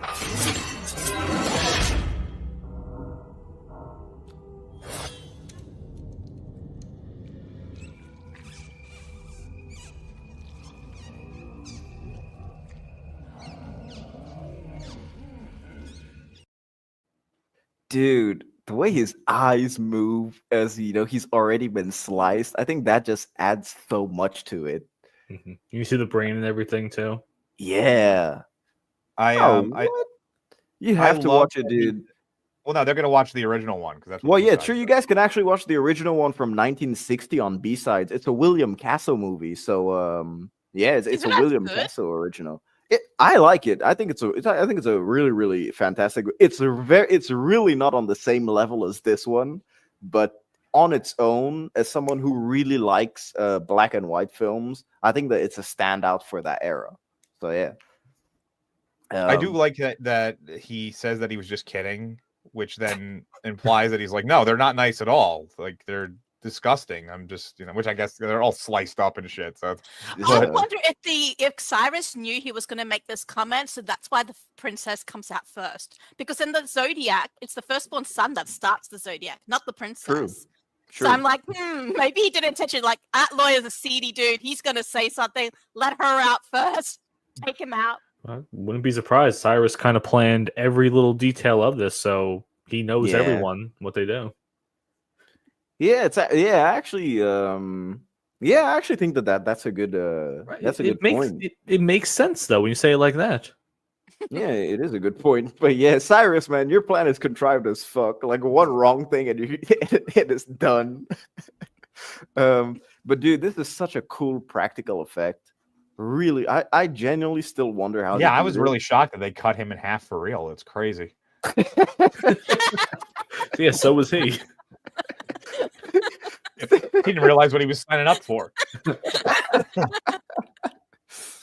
Yeah, man, he raised genuine reaction here. He was very, very surprised that they did this. Dude, I just love the eyes moving when he gets sliced up, and the fact that you have the cool detail of the brain. Just man, they made a proper anatomically correct human. I guess like the inside of a jelly donut. It makes me want a jelly donut. Yeah. And of course, as they continue exploring the house, you have Kathy going in and seeing the. Okay, that was a good catch that you censored that one because I would have missed that like the last time. I actually missed it until like, I guess an hour before I went to sleep, around like 10:30 my side. I was like, wait. I'm gonna have to go in and fix that for the restream because I remember I'm not gonna take that chance. I always noticed. I'm sorry. First, I had no idea she was still like visible down there. It's easy to miss her there because she's not the thing you're supposed to be paying attention to at all. There's so many other things in this room that you could be looking at. I thought this was going to be like the TV show It, or like with the movies It, where Bev sees the blood exploding, but no one else does. I thought this was going to be where it flashes and then she sees the blood, like especially when she was washing her hands in the toilet. Not in the toilet. In the toilet. Sorry. As long as you flush first, it's clean water in there. My bad, guys. But when she was washing her hands in the bathtub, I thought then it was going to flash and there's blood everywhere. That her father comes in, she's freaking out over nothing. But well, that's the beauty of the glasses, man. They still stick to the concept of you can only see all of this through the glasses, which is why just before they have that CG shot where the camera goes through the glasses. That's how you see the bloody. Yeah, that's one of my favorite. That's one of my favorite transitions in any movie ever. I think that's it's so cool really really cool, man. Really cool, and the CG is really good on that, man. But yeah, as we were saying before, Angry Princess is probably just a depressed person. Yeah, it's a misnomer. I think she's angry at herself rather than actually angry at other people. Except, the lawyer, because he was being a creep. So, fair enough, stab him. I could have fixed it. She could kill her so easily. And even when her dad comes and interrupts her, like we can see the ghost attack them, when people are talking, when they're not expected. There's no reason for her to have just like, he's in here. I can't attack her now. She totally could have taken her out if she wanted to. Oh, yeah. So I am claiming like doubt on her being angry as the angry princess to meet the trope.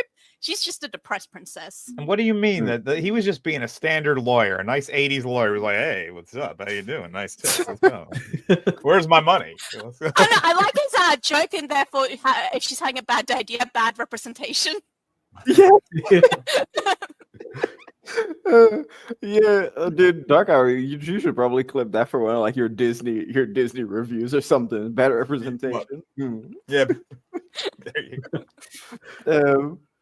So you have Bobby right here, who's being, I guess, lured downstairs, but he No, can hear he is being dumb. Okay, this scene annoys me so much.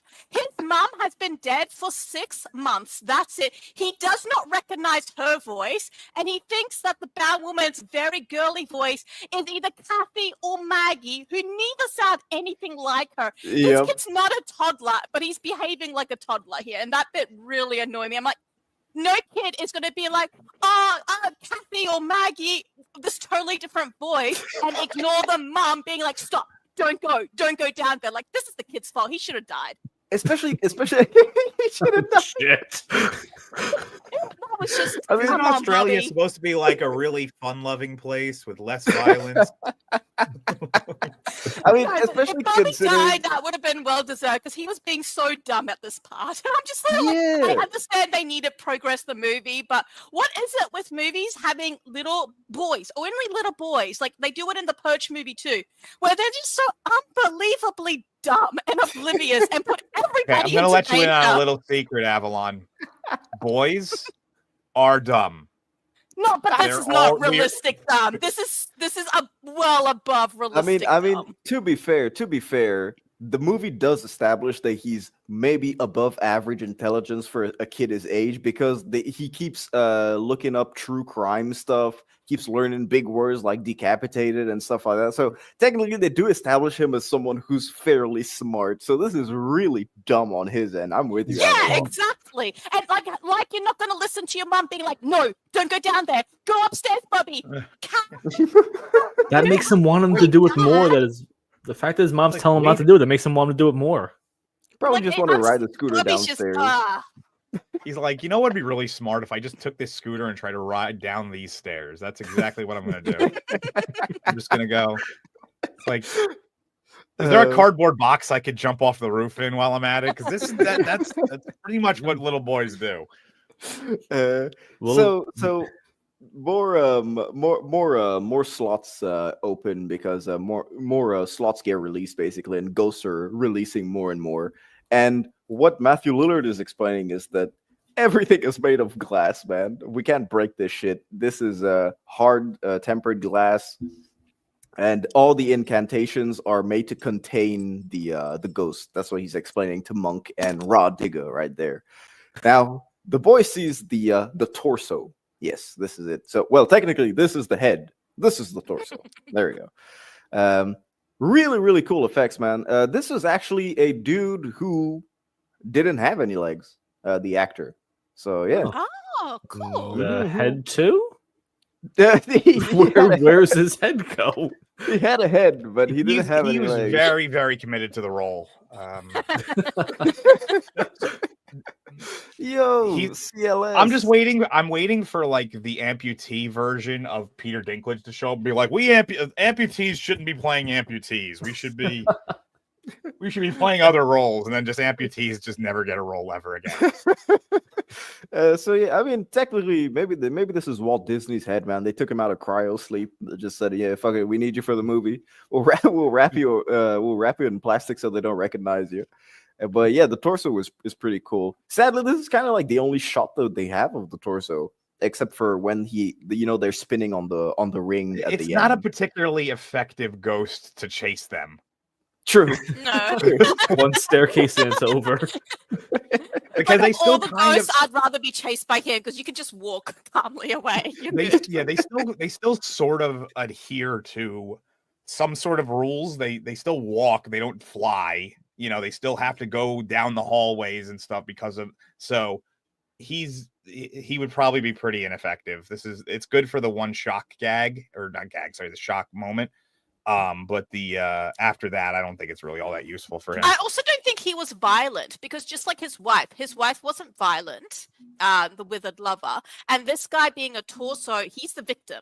He's not like a violent one either. So I don't think he, as a ghost, would be a violent ghost. But also, imagine him trying to get to that final scene where they're all in the circle, though. It's like he's crawling around, and then everything changes. Like, gotta turn around.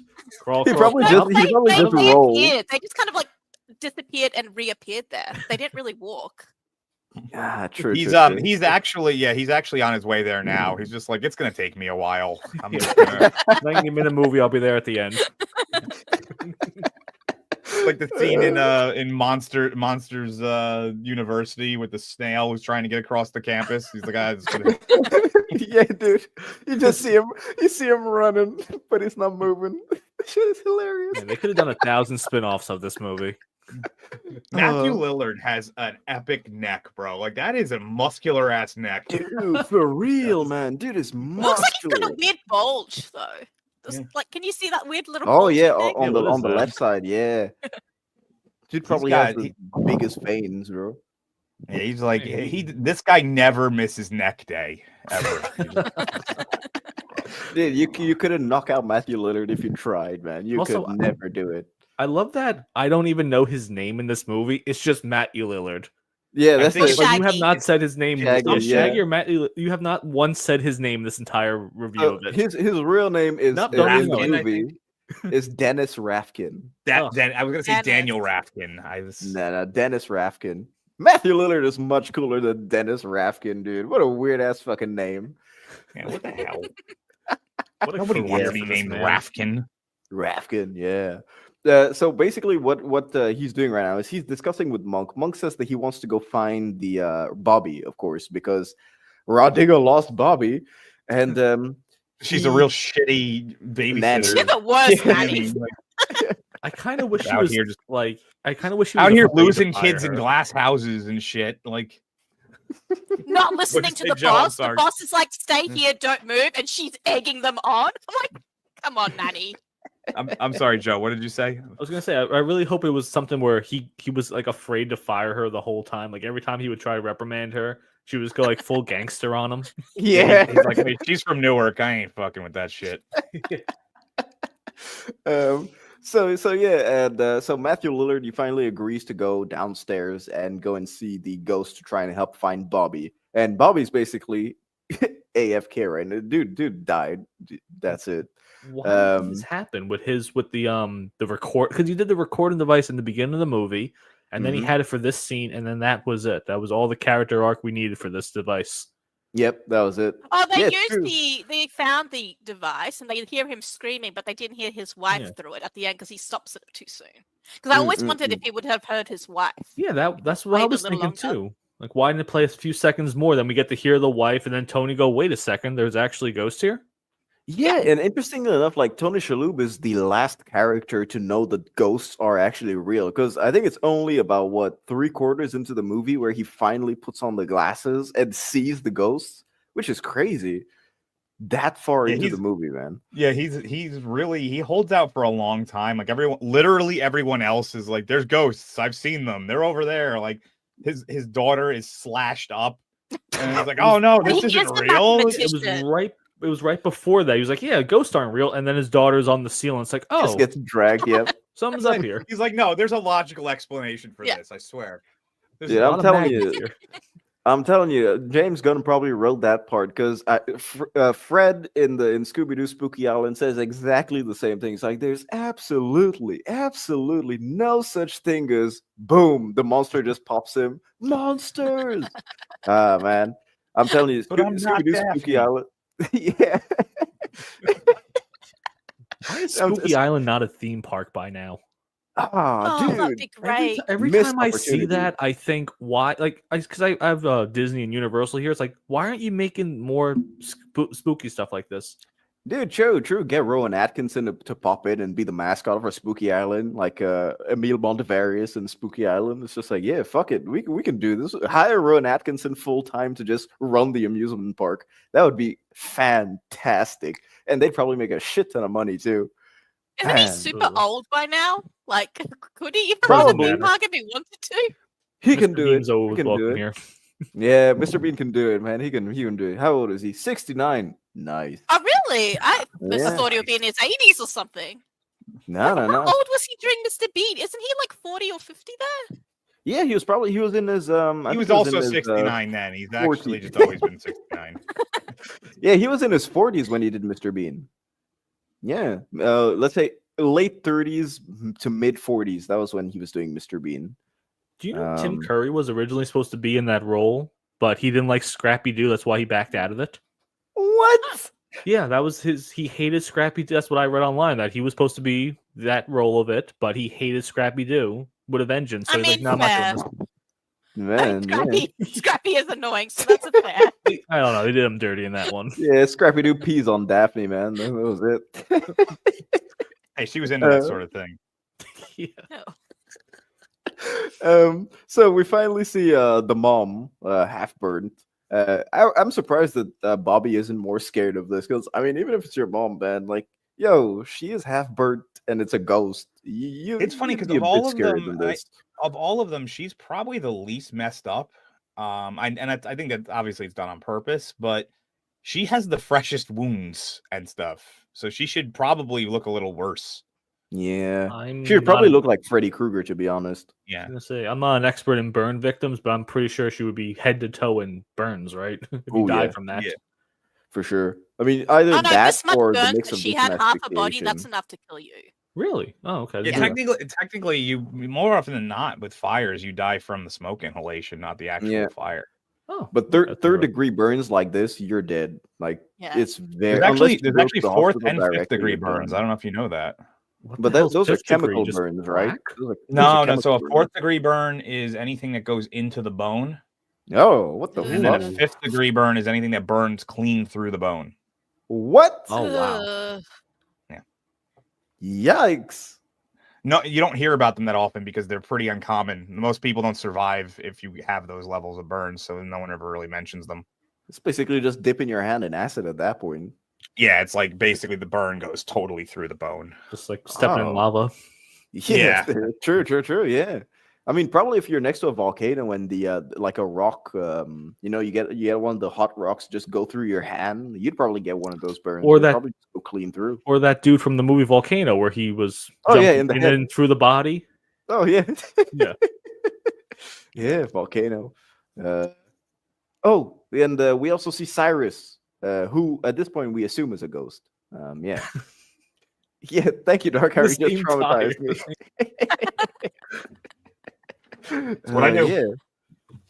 And now they do the most Scooby-Doo thing in this movie. They decide to split up gang. So you have Matthew Lillard and Rah Digga that go and search for Bobby, and Kathy and Tony Shalhoub that also go and look for him. Yeah, Are Tony we not Shalhoub gonna- still being. Oh, go ahead, Joe. Are we not acknowledging Matthew Lillard's outfit right now? Dude is dripped out, dude. Like he is ready. That was Yeah. underneath his power plant Yes. uniform. He just had a suit. He was just like, yeah, fuck it. He has a suit coat. And it will charm some ghosts.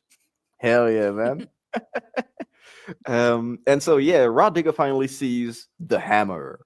That sounds bad, but man, that sounds like a porno title, man. Rah Digga sees the hammer. There wasn't there was a guy who was like Sledgehammer, I think was his What? name. Yeah. I think he's dead. Let me take a look. I think he died. Oh. It's a sad. Maybe note. that's him. No. Out of respect, we should watch this movies later after this. Yeah. Sledgehammer porn. There we go. What, dude? That's gonna be an Bad insert. combo of words to put into such. I know. Yeah, it's so his. Yeah, there we go. He was The FBI agent watching your phone is like, oh shit, what's gonna happen? The FBI. If they looked at my phone, they'd be very confused. Like, why is this guy always looking up the same clips from movies? What is going on here? Why is Oh man. So Rah Digga sees the ghost, and Matthew Lillard basically just puts her up to speed the way the audience knows about ghosts. Some of them being nice, some of them being nefarious. And yeah, he gives a little fu. Yeah, I don't even know anymore. And he gives a little fu. To the Okay, ghost. hold on. Time out. Remember, this is the Midnight filters Run. removed show. Remember True, that. true. He the mug. Yeah. We talk about these things around here. This is not this. You won't see this on the morning show where we talk about wholesome things like naked cartoon characters. That's completely different. So Matthew Lillard kind of gets his psychic powers that just fuck him up, say, hey man, you're gonna die very, very soon in a horrible way. Yeah, so all the just be ready for premonitions that. to get. Nothing useful, just your death. But why does he accept it so easily? It's like, oh, I guess I see myself die. It's like, wouldn't you want to try to prevent it in a way? He kind of just accepts this and goes along with it. I think maybe this is the first time it's properly happened to him, like a premonition of this magnitude. So because you can see his face when right there, he's like, this is the face after he's like the an premonition. expert He's like, flipper offer, man. Like that is. He has isolated the fuck out of that middle finger from the rest of his life. Like, that is like you can't see any of it barely the rest of the fingers. Done 10 takes on that. Probably has a long finger, that's why, man. Well, he is very lanky. He's how tall is Matthew Lillard? Doesn't skip neck day, he doesn't skip finger day either. He doesn't skip middle finger day. He's just I see him, he's just like has like a machine. He's like, okay, I gotta get. I know that the dude that plays the Juggernaut is 6'9". Yeah. I looked him up. He's a massive individual. What is his name? Like something DeSantis. I forget. Yeah, it was like, I'll look it up something again. Jay DeSantis. Yeah. I mean, his ghost character is called Titan, so I guess he had to be really good. True. Yeah, they had to have a huge dude. I said 6'3". Matthew Lillard 6'4", so he's no joke when it comes to dating. Damn, he's taller than. Whoa, yeah, Matthew Lillard is tall, man. Holy shit. And yeah, so what they're doing right now is they find the recorder of Bobby, and of course, Matthew Lillard says the jackal. Holy shit, the jackal's been released. Which I like how the jackal symbol is a J. He just got lazy with it. It actually kind of looks like it could be a JAK right there if you look at it real close. It's like, we'll just take all the letters from together and see what it is. It looks like a lot. Sadly, a lot of work went into this movie. Just this scene right here, it looks so nice. Yeah, it's kind of a shame how this didn't do that well in the box office. Oh, what we could have gotten. Yeah, honestly, I think that they would have made a sequel. I kind of I lump this into that. This reminds me of that movie with Liam Neeson, the horror movie they did around the same time. I think it was 2001 or 2002. The Haunting or The Mansion or some shit like that. Wait, I gotta look this up. Haunting of the Mansion. That's what we're gonna No. I'm picturing now the Haunted Mansion. I'm like, that is a very different type of movie. Oh, there it is. Yeah, it was called The Haunting. It was in 1999. Liam Neeson, Owen Wilson, Lily Taylor, Catherine Zeta-Jones. Yeah, weird casting for that. This reminds me exactly of this movie so much. I don't know if you guys have seen The Haunting, but honestly, I recommend it. It's pretty cool. Budget of 80 million. Oh, so yeah, that's like twice this budget. Same. I think it was Dark Castle as well. I'm not too sure, but I think so. Yeah. But ladies and gentlemen, let's meet the Jackal. There's no such thing as ghosts.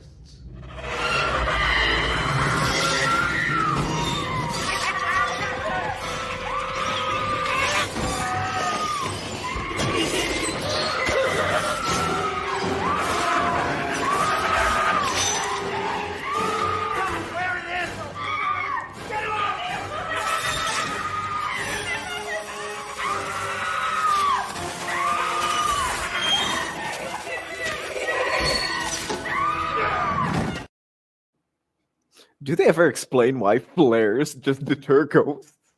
I don't know. It's like fire somehow does it. I think it's meant to be Quicksilver, isn't it? Because there's a bunch of stuff about like Quicksilver having special abilities against different supernatural entities. So like phosphorus in the flare or something? I'm still just pissed off that they didn't finish the job and just slice the bra open. Damn it! What the hell? I know. I was thinking they stood on that the longest out of all that part. They're like, Elizabeth said that she wasn't getting paid enough for this. Probably she was like, "Nah, fuck it. I'm not going topless for this." She's like, "I've already done that a couple of times. I'm done."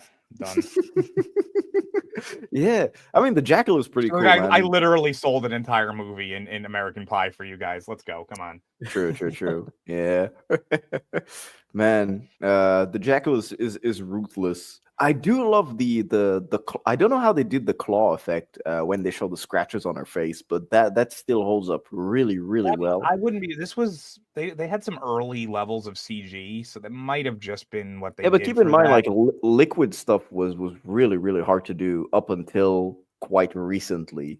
So up until I think 2000 and 2005, 2006. Liquid simulations or hearts of blood. Possibility that they just had something that they just kind of threw at her, and it would just like it would hit and look like a cut. That's a possibility. Yeah, but it's way too precise, man. It looks Yeah, so how would you good. control that if you threw it? Like, It was too precise. It must But be. yeah, CGI.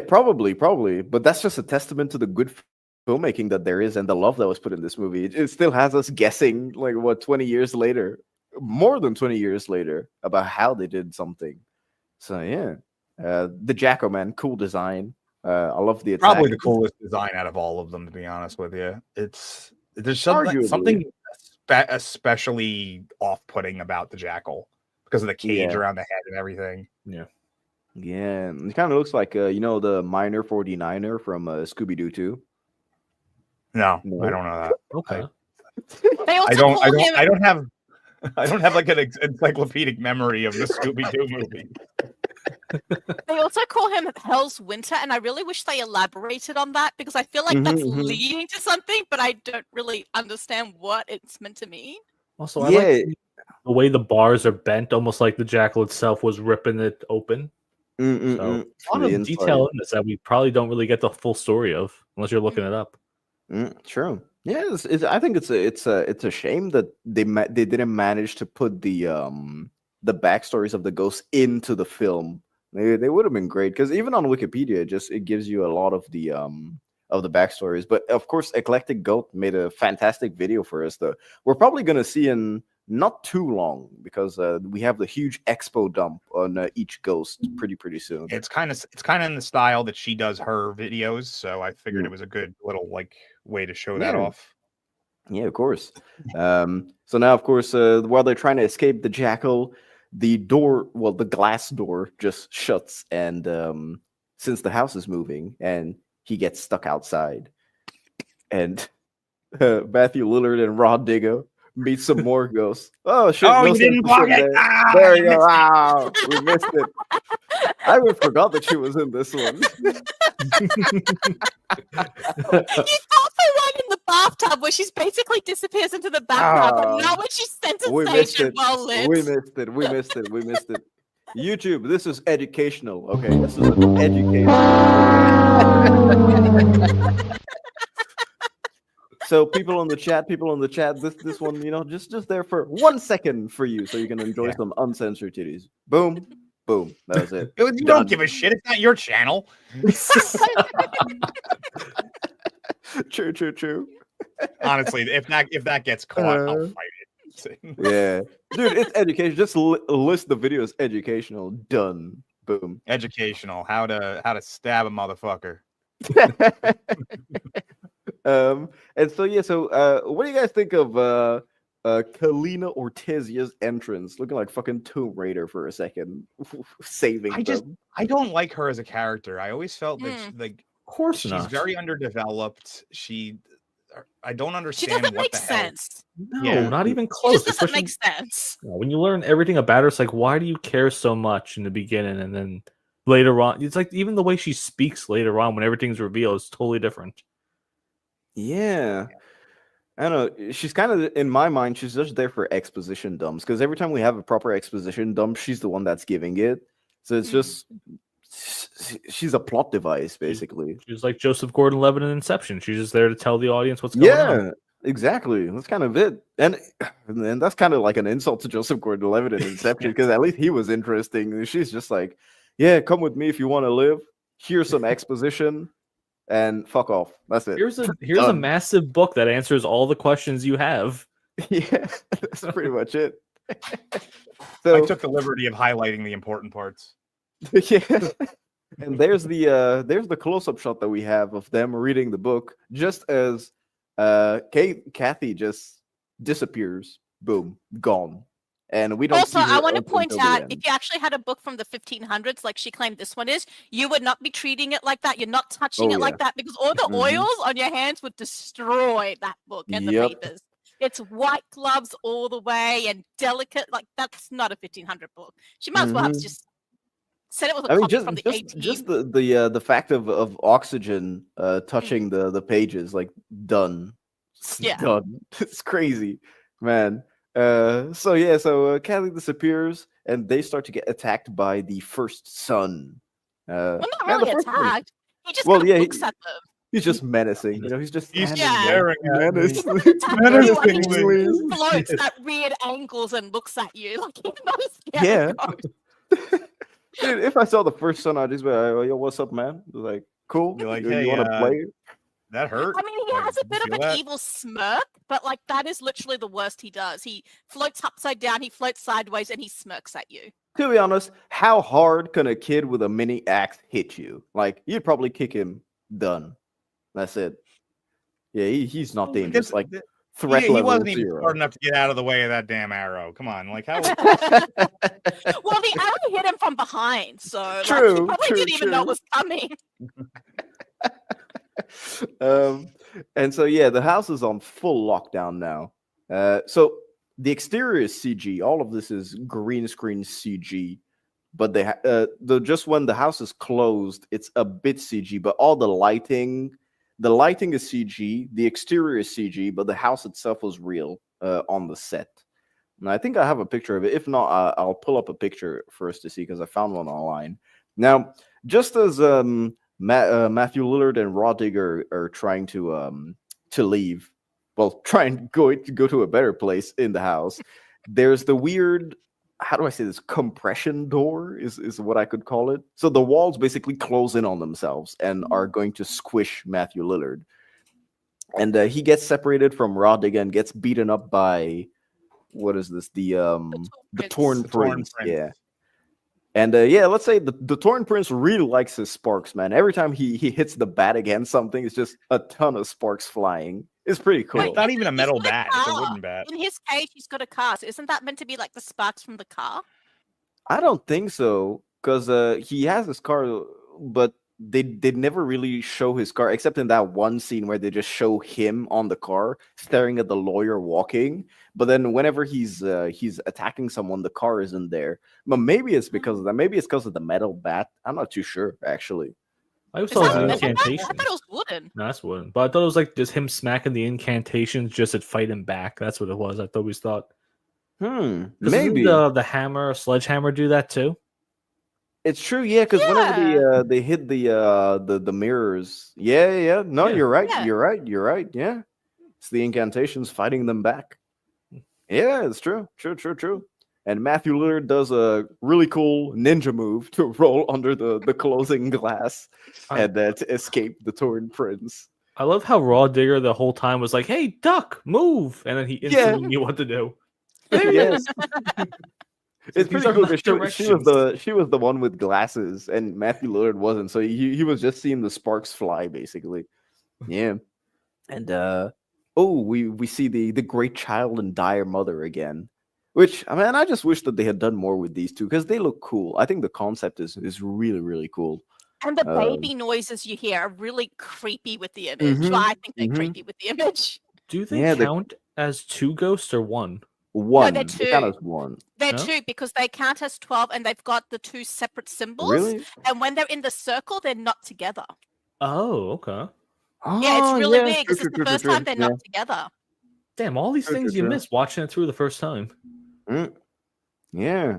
Yeah, and it's weird because they give you a ton of exposition too, but you're just like, it's still nonsensical sometimes because you're trying to make sense of the plot and Cyrus's plan, where you don't really realize all of this stuff, like the little details.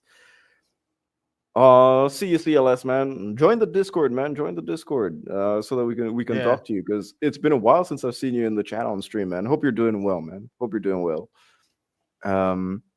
And so yeah, so as the monk and of I love course how you Tomb keep Raider. calling him Monk. You've never called him his actual name. They don't have. Only Cyrus has a name in this. I mean, his name in this is Arthur.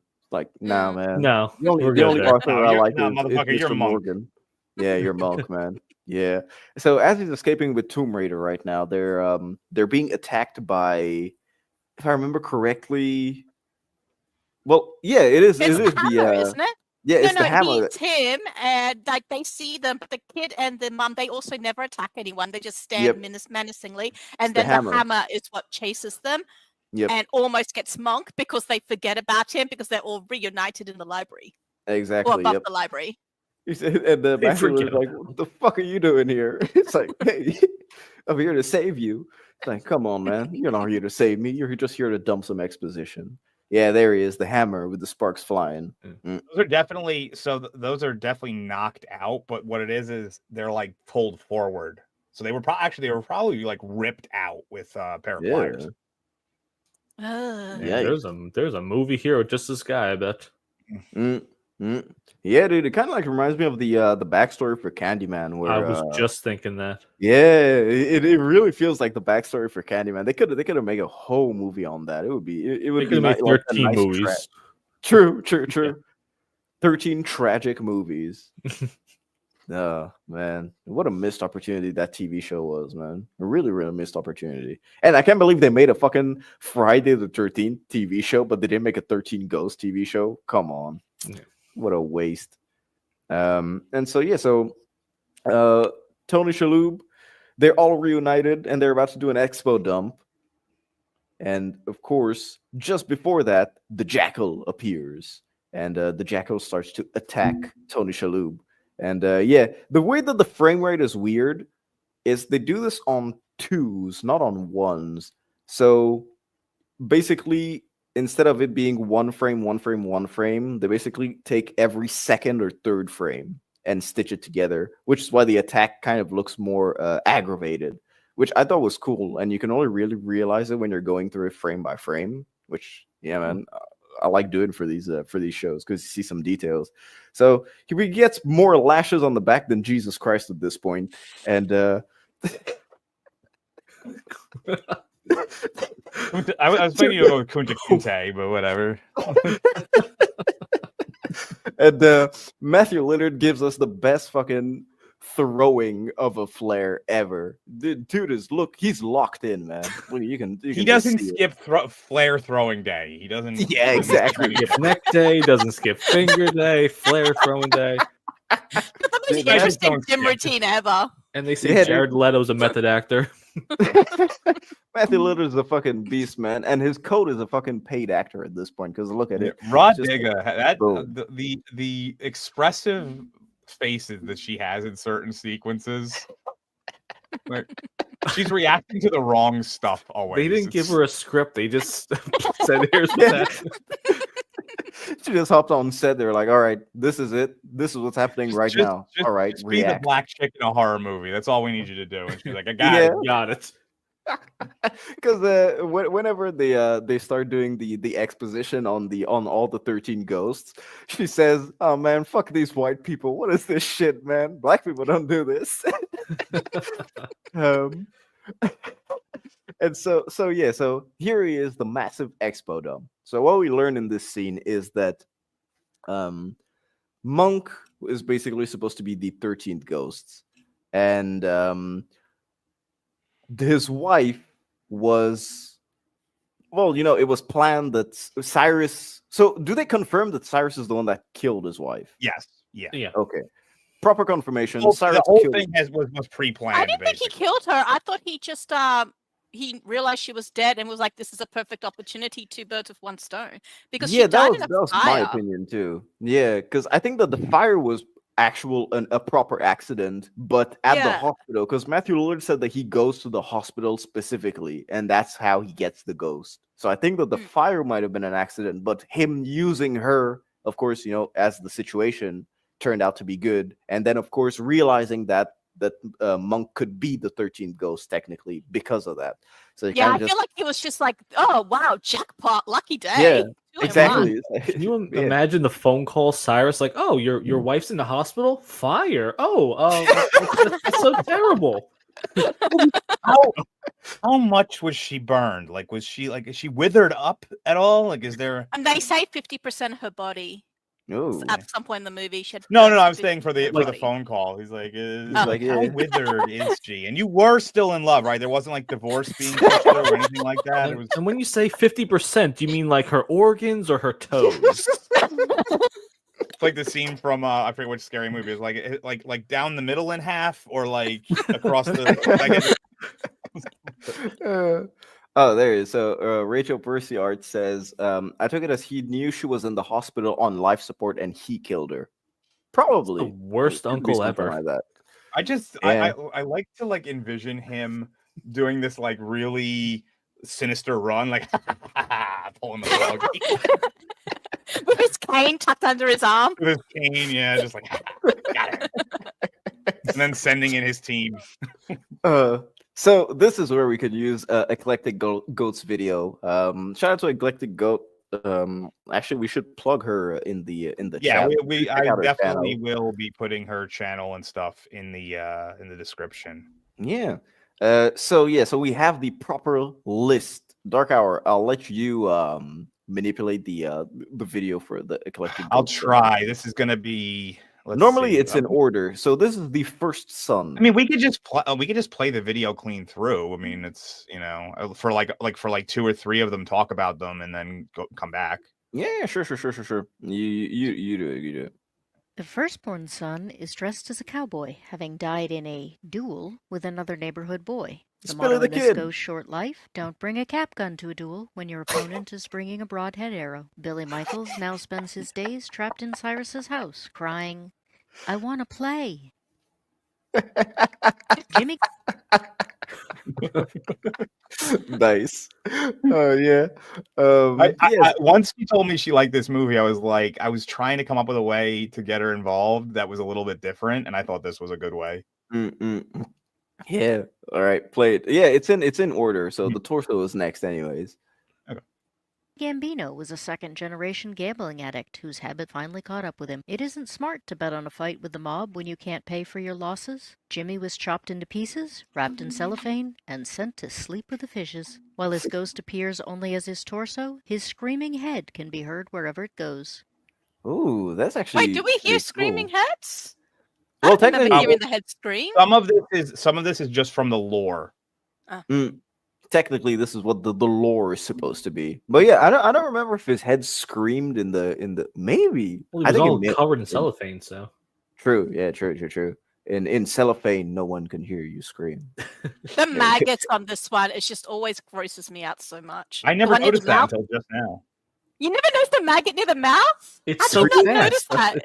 It's such It's a so quick quick. scene. That's why. A lot of these are really quick cuts. That's a problem. Especially for the bound woman. You only see the bound woman 3 times, and every time She you just see like her, she's like, and then goes away. Yeah, that's And it looks like she's getting electrocuted because she's always like jarred and bouncing. Yeah, she's always doing like this. Just like... Dude, yeah, she ate some noodles. She forgot that she had a hole in her neck, so they just went through. You could do the bound woman. Go ahead. Susan LeGros was a walking stereotype, rich, cheerleader, popular, and a heartbreaker. She even dated the star quarterback, Chet Walters. Apparently, deciding Chet's attention wasn't enough, Susan stepped out and eventually got caught. Chet beat her lover to death before tying Susan up and killing her. He buried her on the football field where she was found 2 weeks later. Oh, damn. That was dark as fuck, dude. What? Yeah, considering the fact she has that like really whimsical. How did you explain it, Avalon? Electric twitch, like electric twitch, or whatever you call it. Oh yeah. Oh yeah. That was actually she got Yeah, But that's why she still got the crown on her head and stuff, because she was the prom queen, and he obviously attacked her after the end of the prom while she was cheating on him with the other person. Yeah. I just want to know, how do you go to a prom, kill someone, and then bury them under the football field and nobody notices anything? Yeah. Everyone. I heard a You video of usually have massive piles of dirt near your football goal thingy. We're just if there's not someone murdered during a prom and buried on, people get confused if that doesn't happen at the prom. Hey man, just take example on Carrie. The best. I mean, obviously, I'm not going to go and play it, but Norm Macdonald had one of the greatest jokes ever about shallow graves. And how, like, you take all this time, the serial killer goes out of their way to track the person's patterns and do all these things and get them and kill them and drag them out in the woods, and then they get real lazy on the grave. They're just like, hey, yeah, 3 feet to leave. That's good enough. That doesn't look like Janice at all. Well, I mean, if the ground is really hard and solid, I probably give up soon too. Wouldn't it be a big, massive task to dig into that kind of It ground? also depends on what. Actually, this is a good point right here. Rachel Percy says it depends. If it's AstroTurf, they ain't digging that shit up at all. No, it's just rubber. It's going to be hitting it with a shovel. Boing, boing. At that point, that's when you do the stick and a leaf. You're just like, okay, there we go, and good. No one's going to recognize it. it's like, well, I didn't plan this whole out, I guess. Yeah. Oh wait a minute. And then they're like, and then they catch him, and they're like, how did you know who it was? It's like, I left the damn crown on. Fuck. There was a voting record and everything. It's a voting record. Everybody voted for her for the prom queen. Oh, all right. The Withered All right, Lover. let's do the Withered Lover. Jean is the last of the ghosts to be created, though not the last to be captured. She is Arthur's wife and dies of her burn injuries 6 months before the main events of the movie. Makes that buyer terribly lucky for Cyrus, True. Yeah, exactly what we said, man. Cyrus was one interesting motherfucker, man. Go ahead with the Torn Prince. This is a memeable picture too. He's got his eyes crossed and everything. I think the Torn Prince's makeup is fantastic, dude. Oh yeah, the one side of the face. A lot of them actually wore contact lenses, but the issue is that a ton of them were so uncomfortable to the point where someone like the Juggernaut, he said that he couldn't see like 90%. He said that you couldn't see anything with the contact lenses off. So with the contact lenses on, sorry. And the Dark Princess, the Angry Princess would have had the same because she had those massive sclera contacts. You can't see through them at all. Yep. They said that they were basically just blind at that point. So maybe that's why they were running into the walls. It had nothing to do with the fact that they were glass. They just yeah, they just didn't put two and two together. They were like, yeah, we have to just write on the glass now. Okay. Go ahead with the Third Prince. A gifted baseball player with behavioral issues, Royce Clayton wouldn't back down from a challenge, which is how he ended up in a drag race at the age of 17. Unfortunately, his opponent was a cheat. The brake lines were cut, and Royce lost control of his car, dying in the resulting crash. His anger and his baseball bat accompanied him into the afterlife. Oh, come on, dude was set up, man. Oh, I see nipples. I see. They're kind of. They're hidden. Yeah. The first of the ghosts to escape, Dana Newman was considered one of the most beautiful women of her time. She was obsessed with her own looks, however, having unnecessary plastic surgery in an attempt to correct flaws only she could see. Finally, she tried her hand at solo surgery, blinding herself in the process. Unable to live with the flaw, she offed herself in the bathtub by slashing her body repeatedly with a kitchen knife, the same knife she carries with her after death. Oh, so it is a proper tragic story that she has. Yeah, because she was like, that one's a little bit off in the story. In the eggs, we did a lot into her. She was beautiful, but she didn't realize she was beautiful, and she became obsessed with plastic surgery and worked for a plastic surgeon, but she got paid with plastic surgery. So rather than paying her with money, he would give her a boob job, nose job, and basically she had extreme body dysmorphia. Plastic surgeon was obviously kind of, sleazy, winning off that, getting free labor. She also had abusive boyfriends, so she had really low self-esteem, body dysmorphia, everything. And when the surgery just kind of accumulated, couldn't do anymore, tried to do it herself, blinded herself in one eye. Off to wow, why do I feel bad for the ghosts in this movie now? Yeah, right. That's pretty good. They all have a really. And she has a full tragic story. Yeah, they all do, man. Yeah, maybe that's why they didn't make the TV show. They were like, "Fuck it, everyone will just be sad after every episode." Oh, wait until you see the dire mother, the Great Chandar mother one. Yeah, that was another, fun one. Man, I love Smith was a woman who just wanted. No, I was about to say, I love the away. design of the She came to Pilgrimess. the colony. I'm gonna rewind it a little bit here. I love the design of the Pilgrimess. I think it's really, really cool. I don't think we really see her that much in this one. Yeah, that's the big issue, man. We don't see her that much. I forgot the Pilgrim. Wait, in this one, does that mean she's more in the other one? No, you said like, you don't see her as much in this one. Oh, I'm sorry. I'm sorry. In the movie, I meant. In the movie, like, yeah. We didn't really see her that much in this movie at all. I'm saying.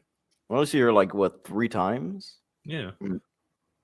Most of them you barely see, to be honest with you. Yeah. True. Except for the jackal and the hammer.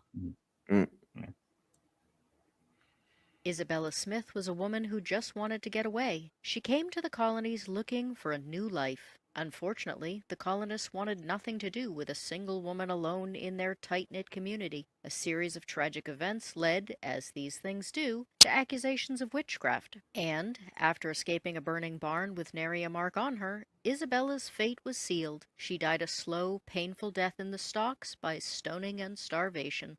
Damn. What the hell? This is a single woman. No one wanted anything to do with her. Yeah, that was no common. one wanted. Really? Huh. I mean, what do you think a lot of the, the witchcraft victims were? There was a lot of widows in there. Oh, yeah, good point. How dare you be single? Get over there. Die. Well, you have to remember, this is a time when women couldn't really work. So, like, single women or widowed women had to get support from the community. Pretty easy to turn on someone who's getting support from the community to survive. True. Damn you and your welfare state. Let's just kill it. Yeah, pretty much. The child, Harold Shelburne, was a product of assault, but his mother Margaret loved him anyway. Harold was mentally disabled, perhaps because of his mother's refusal to ever let him grow up. He wore diapers even as an adult, and Margaret fed him all his meals, even as his giant of a form outgrew her tiny 3-foot build. The two of them lived as part of a circus, and the other circus performers were unkind to the pair. One day, a mock kidnapping prank went wrong, and Margaret was killed. Harold went insane, killing almost the entire cast before being killed himself. In death, the two remained together, with Harold now the protector of his tiny mother. Man, these are really tragic stories. And the other thing they didn't mention in that one, the assault was also from the same people in the circus. She was the tiny woman, and the assault was by the tall man, which is why the baby is like another monstrous kind of creation. You must have torn her in half coming out of her. Yeah. Yeah. Jesus. Yeah. There's an image. Oh, yeah. Just put that right in my head. A blacksmith in the late 1800s, George Markley had a wife, children, and a good life. A racist named Nathan accused George of theft in an attempt to run him out of town, but George refused to go. So Nathan and his friends murdered George's family, because that's a reasonable thing to do. George went into a rage and beat them all to death with his sledgehammer. While one might have considered this a righteous action, George was black, and the people of the town instead rose up against him. They hammered railroad spikes into his body with his own hammer, and once dead, they cut off his hand, replacing it with the hammer that had killed him. Man. Yikes. Oh, dude. Yeah. Monday, really tragic. I'm telling you, man. I'm telling you. This is the reason why we don't have a 13 Ghost TV show. Everyone would be depressed as fuck after the end. Well, that and the fact that the movie flopped probably had something to do with that. But I mean, you kind of expect that because, like he says, most ghosts are around, but they don't do anything. They don't want to harm people. It's only the ones with the extreme deaths and extreme violence that ended up being like these particular tropes of ghosts that he needed. So it makes sense even in the show. Like the ones you're going to see, they're going to be the extremes. Yep, that's true. And we there's musical notes, so we got to do it, Tyre. I wanna be your sledgehammer. Hey, I sang the last one, so you get to sing. I know. I did that one. Ryan Coons spent his life driven by a need to attack and rape women. He checked himself into an asylum in an attempt to be cured of this, but instead, they just made him crazier. When he tore off his fingernails, they put him in a straitjacket. When he struggled, they tightened the straps until his joints became deformed. When he gnawed at the straps, they locked his head into a cage. When he screamed his hatred of humankind, they locked him in a basement. Finally, the hospital caught fire, and Ryan refused to be rescued, choosing the flames in hopes for an end to his torment. There is way too much character development with these characters. Yeah, what is going on here? It's crazy that all of this just gets not even mentioned in the movie. Oh, have you seen Disney Star Wars lately? They have no effort put into this, but this movie characters that we barely see. Beautiful backstories. Yeah. And as usual, tragic. It's tragic. It's beautiful, and all of this was created, as I said before, by the director Steve Beck. He single-handedly. I'm going through the slides on the bottom. You 100% missed more boobs. What do you mean boobs? What? Look at slide shit. 3. I see it. I see it. Oh, I mean, we don't need those slides anymore. We basically have that covered now. Yeah, so. yeah. Don't worry. Don't worry. Okay. All right. And now we final. bitch. The most violent of the ghosts before death, Horace Mahoney killed 9 people before he died, and more than 40 after. He was unusually tall and strong, and after his father's death, he picked up hitchhikers and stranded motorists, took him back to the junkyard where he worked, and tore them apart with his bare hands, feeding them to his dogs. Even when he was caught, he killed 3 policemen during his arrest, before finally succumbing to his injuries. Man, good. We finally got a not tragic backstory. Yeah, just a violent motherfucker. From. Yeah. Well, Dark Hour, I do want to show the not the slides of the thing, just the designs of them on the like these ones. All right, just be aware that you got to go through slide 3 pretty quick. Yeah, don't worry. I'm only going to show the illustrations, not the ghosts themselves, just the illustrations. Yeah, so this is the firstborn son, the torso. The torso design looks cool as fuck. These kind of look like something that you'd see in Berserk, which is just so or Dark Souls. True. Yeah. And then of course this is the bound woman. Then is here there we have a book of this. Like you could just buy the book of all this stuff. You probably. I'm cool. sure. I'm sure that there's Probably probably on Etsy these days. Just find someone who's making copies. Yeah, someone should definitely capitalize on this. The Torn Prince. Torn Prince looks cool too. Oh, wait, there it is. Is he holding art supplies? That's an easel and paintbrushes, isn't it? That's what I think it is. Yep, I think so. Then of course the angry princess. Oh, yeah, there we go. The angry princess. The pilgrimess design is nice, and then here it is. The great child died. I don't know much about astrology, but are the stars like constellations are doing with all of them? Yeah, they call it the black supposed to be. It might be, right? Supposed to be. Well, I know that I don't know much about astrology, but there is a dark zodiac, but it's like the opposite side of the real ones. It's not like No, it's not the opposite side. It's more negative one. So let's say Virgo. Virgos are known as being perfectionist. The dark side of Virgo, it's not the opposite that they're not perfectionist. It's more like OCD kind of thing. Oh, so it's like it's like the dark aspect negative. of it. Yeah. Man, the hammer. Pretty cool designs. Well, the reason why they kind of look like comic books is because he actually Steve Beck asked a comic book design. Well, I don't know if he asked a comic book designer, but I know that he asked for the concept artist to do it in a comic book style specifically. So yeah, so that's probably why. Then of course this is the jackal. Really cool design for the jackal, and of course as we saw the juggernaut, and then the 13th ghost, which is the sacrifice of the broken heart, the broken-hearted one, and which of course is supposed to be Tony Shalhoub. So yeah, and just wanted to say massive thank you to Eclectic Goat for the informative video. Hopefully we have you on soon, and do check out her channel. Actually, Aquarius dark side is meant to be like completely lacking empathy and compassion and being super manipulative, and they're actually one of the darkest of the dark sides you can have. Damn, Scorpio, I think, is pretty much the worst. They're like the high of the hierarchy, and yeah, Aquarius is somewhere near the top. It's really surprising because you wouldn't expect that. So, like, what is like a Leo? Like a Leo, just like a real asshole. Like it's not just kind of an asshole. Leos like to be like the center of attention, so it's kind of being more like a complete attention whore, and if you're not getting the center of attention, then being massive brat kind of thing. So yeah, it's just the extreme ends. Do you know what Aries is then? Is that a curiosity? Because I'm an Aries. Aries, I can't remember what Aries. I mean, Aries is connected to Mars and the planet of war, so you'd expect it to be pretty bad with the ram. Aries is like stubborn, but yeah, I can't remember that one exactly. Man, I'm an Aquarius. Thank God I'm a good one. Well, I hope. I hope. So after that huge exposition dump from Tomb Raider over here, From Eclectic Goat. Yeah, from Eclectic Goat. She actually did it way more concise. Oh yeah, Melvin. Yeah, we are live tonight, man. It's the midnight run.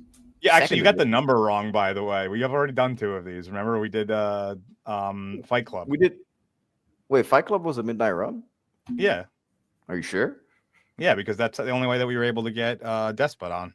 Holy shit, that's true. It's okay. I'll just fix it in post. So what they do is they decide to divide and conquer. She says that she has enough explosives to blow us back to the 18th century, which I don't fucking 15th century. 15th century. They need to overshoot all the ghosts. They can't. They can't go to the 18th, the 17th. They got to go all the way back to the 15th. For some reason, she's obsessed with 15th century. The book is 15th century. The possession is 15th century. Everything was in the 15th century with her. Peak Middle Ages. Yep. She's like, yeah, Constantinople. I want to see the fall of that shit. So what Matthew Lillard and Tony Shalhoub do is they take off a glass with the incantation so they can walk around with it and be safe and just basically smash it. So heavy. Like this would be ridiculous to move. No, what I didn't understand is psychics. Shaggy knew all this coming in, right? If these incantations are so good on the wall, why not just make like a little amulet or something you can wear? Or better yet, tattoo them on your body. That's a very good point. Like, surely there's an easier way to have gone prepared into the house, right? Well, technically, Shaggy didn't know that the ghosts were trapped in the house. He knew that Cyrus trapped the ghosts, but he was surprised to see them in the basement. So maybe he would have been a bit more prepped in that case. But true, couldn't he have just taken like a marker and written something on his hand or something like that? That could have been way more efficient. Yeah, true. Good point. So Tomb Raider goes and sees the huge, weird, spinny thing. That's basically just the house mechanism. That's it.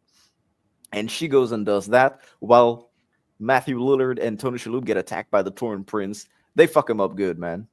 They just smash him. They get smashed, and then they smash him into the wall. And he disappears at that point. He doesn't die because, spoiler alert, he's already dead. It'd be really hard to kill him. And of course, there you go. Slow motion Pimp Kane walking with the leather shoes. You know that it's a bad guy. And this is when Rah Digga gets knocked out. And we learn that Cyrus is actually alive because he reunites with Tomb Raider. And but also, like, Cyrus has everything so carefully planned out, and yet knocking out the nanny with a book is enough. He doesn't do anything else. I'm like, why would you just ignore her line? They'd be like, yeah, knocked out of a book. That's enough. She's not going to be a problem later on.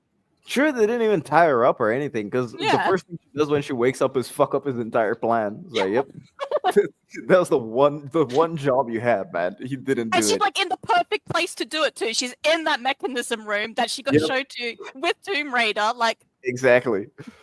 Oh man, I don't know how believable this relationship is, man. I don't believe it at all. Ain't no way Cyrus is no.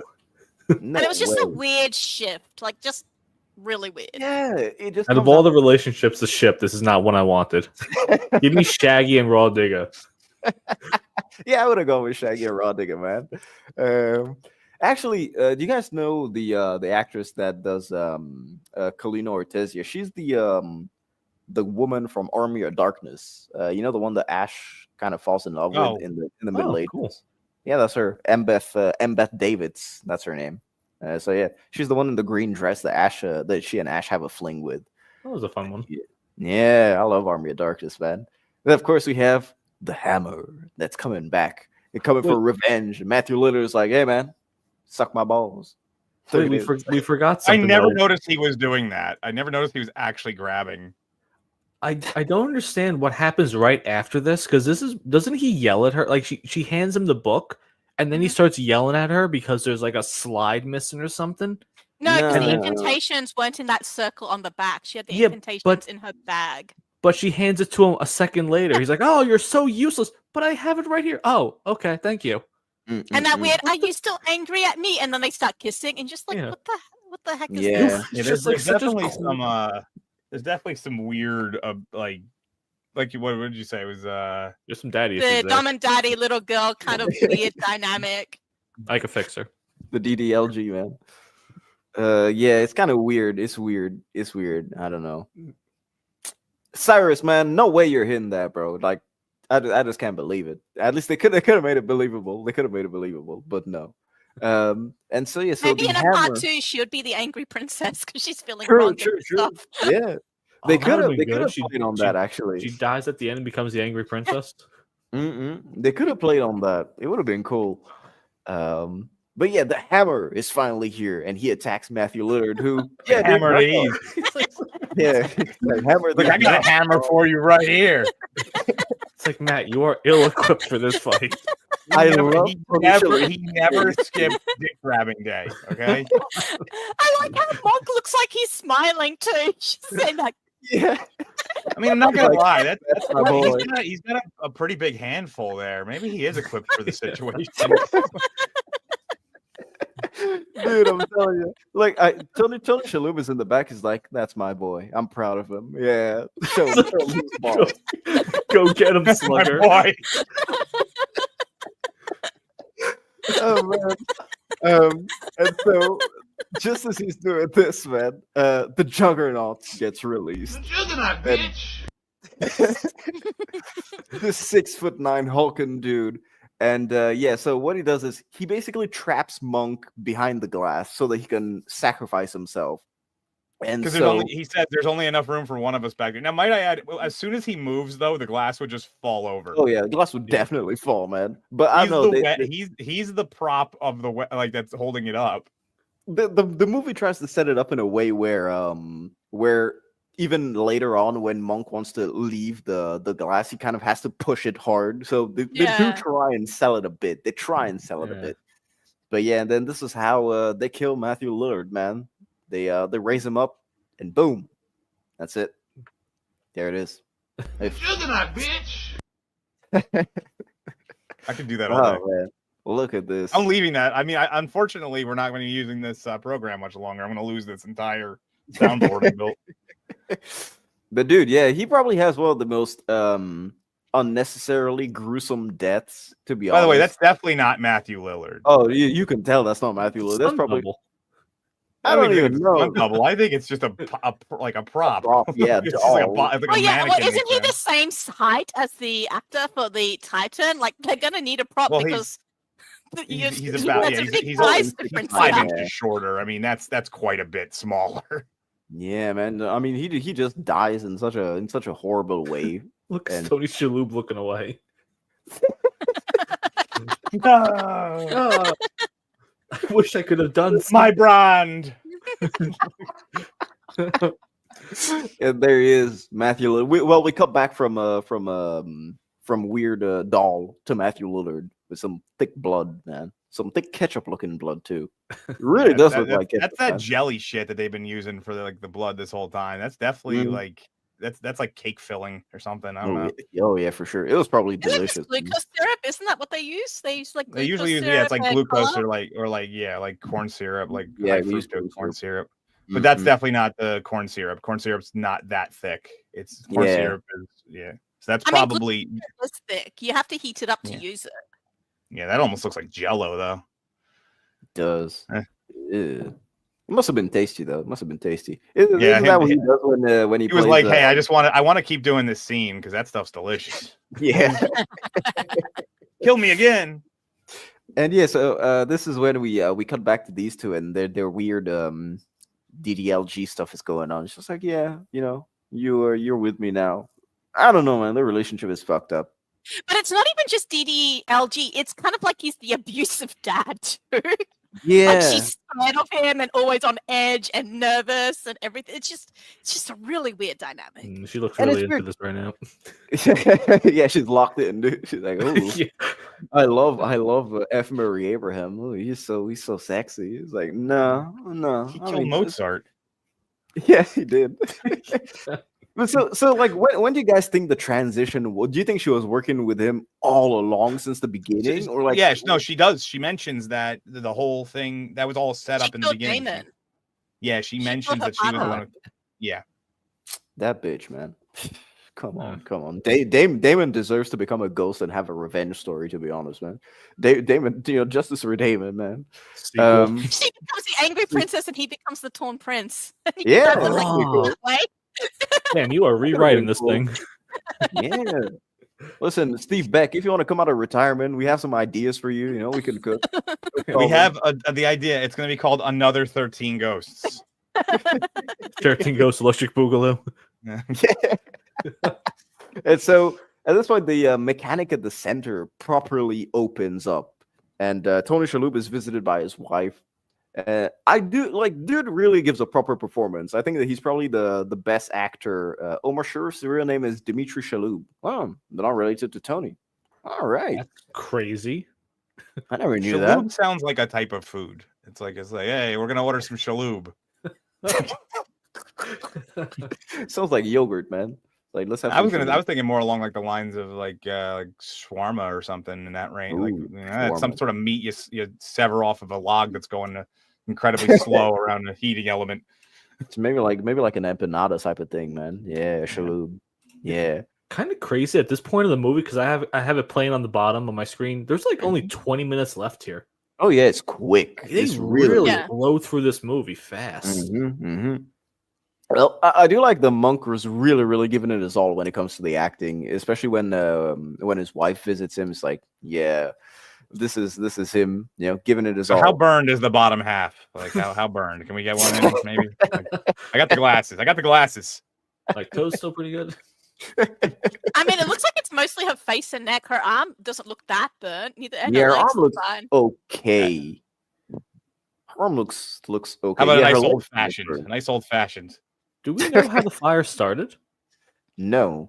Okay. I think it was Uncle Asshole. It would have to be him. It's too perfect to not work out. He just ran over with with like a lighter. He does the Muttley laugh from Wacky Race. Yeah, it's twist his mustache as he's leaving. Yeah. So what Cyrus he doesn't even need that cane. Clearly, he just walks around with it on his shoulder. He's just pimping, man. He's just pimping. Stay pimping.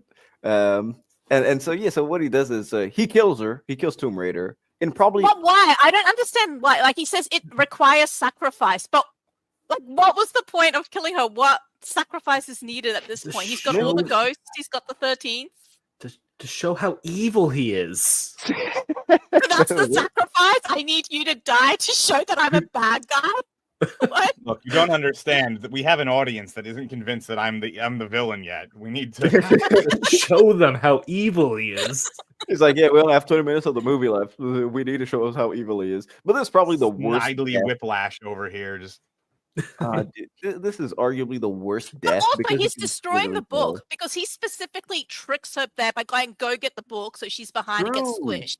So he's destroying that precious book with the instructions and everything. It's a fake book for her. At this point, he probably doesn't care because he probably wants the glory alone. Because they say that the control that he'll have is he'll be able to see the past, the present, and the future. He's going to be basically like an all-seeing god. I you really reject see the blessed that idea. and the damned and all that. And if you can see the blessed and the damned, considering this is meant to be like Christian theology, does that mean you'll also see God and the angels? Like, will you see into that sphere too?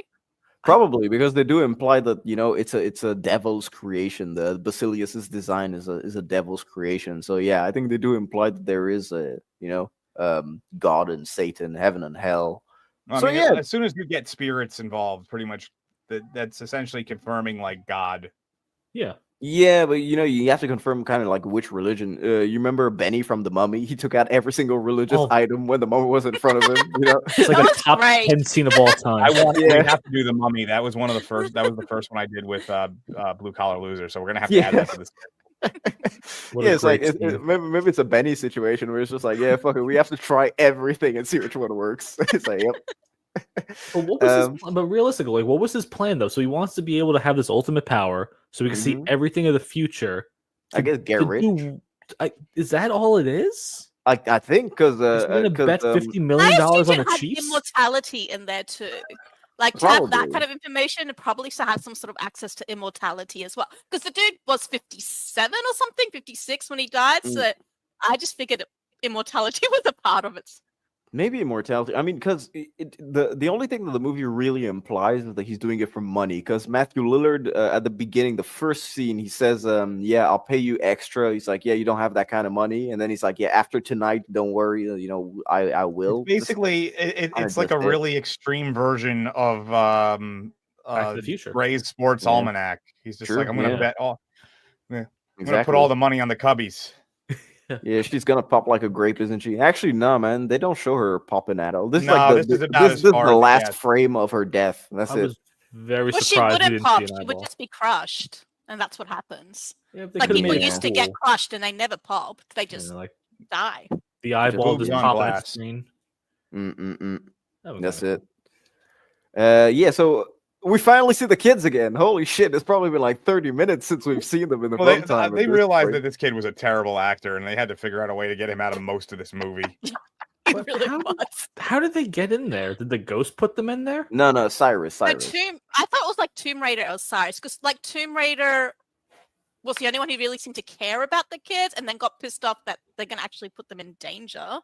So I figured she was probably the one who was helping to kidnap them and probably prepared them. This was like early 2000s horror. They didn't have to explain anything. True. They just like said, fuck the it. kids were just captured somehow. Oh, okay. Are you tied up? In the middle of Well, the you entire see mechanism. Cyrus looking at Bobby before he gets disappeared, so maybe he just like grabbed him. Took Yeah, him he probably away. grabbed him. Uncle Yeah, Cyrus, you were my favorite. It's like, sorry, kid, for the greater good. The greater good. Sacrifices must be made. Yeah. So they're in the middle of this mechanism, fully CG at this point. It still looks good, man. It still looks good for the time.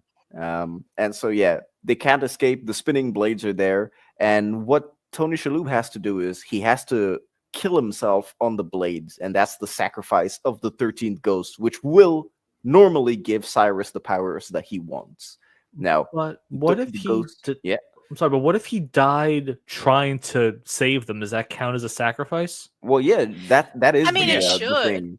Yeah, but Because like at the same time, he's coerced. How is that still a willing sacrifice when you're coerced? Because like legally, if you're coerced, it's not considered willing anymore, right? But I'm just saying, like, You if really I'm going need to into get this, the still frame of this dude's ass. Like seriously, like Look, he's not next to his mum. His mum's opposite him. wow, that's See, a great she's detail. over there. Yeah. They're not together, so they're separate. So they have to be we two not have separate the angry characters. princess's ass over here. Like what the fuck? Censorship, dude. Why But did you not yeah. censor this? Fucking, He has a diaper on. Yeah, that's acceptable. Yeah, it's a diaper. I kind of wish the diaper was soiled. yeah, I actually. I I know it's gross, but it's like, why wasn't it? Shouldn't he be covered in shit and stuff? True. No, because his mum took care of him. She was a good mum. He's Fresh 400 diapers, pounds. She did a terrible job. He's well fed. Well fed, I tell you. Yeah, he is well fed. He never skips meal day. Which is Meal days impressive every considering day. they're growing up in a freak show circus. I kind of assumed they didn't really get, a lot of food options there. Especially back then. Yeah, true. Yeah, he was probably rolling with P.T. Barnum, just chilling. Yeah, so this is the first time the monk finally sees Cyrus. They already killed the lawyer. I don't think we're dealing with the legality in the afterlife. So yeah, this is the first time Monk finally sees Cyrus, and after counting all the ghosts with the added exposition of the voiceover of Tomb Raider again telling us the different types of ghosts, it's like, come on, man. He realizes that Cyrus is real when he takes off the glasses, and he lashes out on him. No pun intended. It's like, Uncle Cyrus, I mourned you. Yeah. Dude, Monk is one strong motherfucker, dude. He raised this dude up like for at least half a second or two. And I mean, wouldn't you be after everyone's shit he just put him through? True. And after seeing your kids in the middle of the thing too, knowing that they might die. Yeah. And your wife being trapped as well. True. Yeah, I'd be angry as shit. But I mean, he could have been a bit angrier because Cyrus beats the shit out of him. It's like, yeah, submit. Easy. But a continuity error. You gonna get hurt by my pimp kid one way or another. Where is Rah Digga at this point? She's knocked out. Oh, still? She got the Yeah. pink chain. Still knocked out, man. Still knocked out. The only time she wakes up is when she starts remixing the sound, because right now they're still doing the incantations, the recordings of the incantations. So when she wakes up, she fucks up that, which fucks up the mechanism of the house, which leads to the explosion. So she basically saves everyone. Damn. Yeah. Yeah. And somehow gets out of that room without like a scratch on her. Everyone gets out blows off.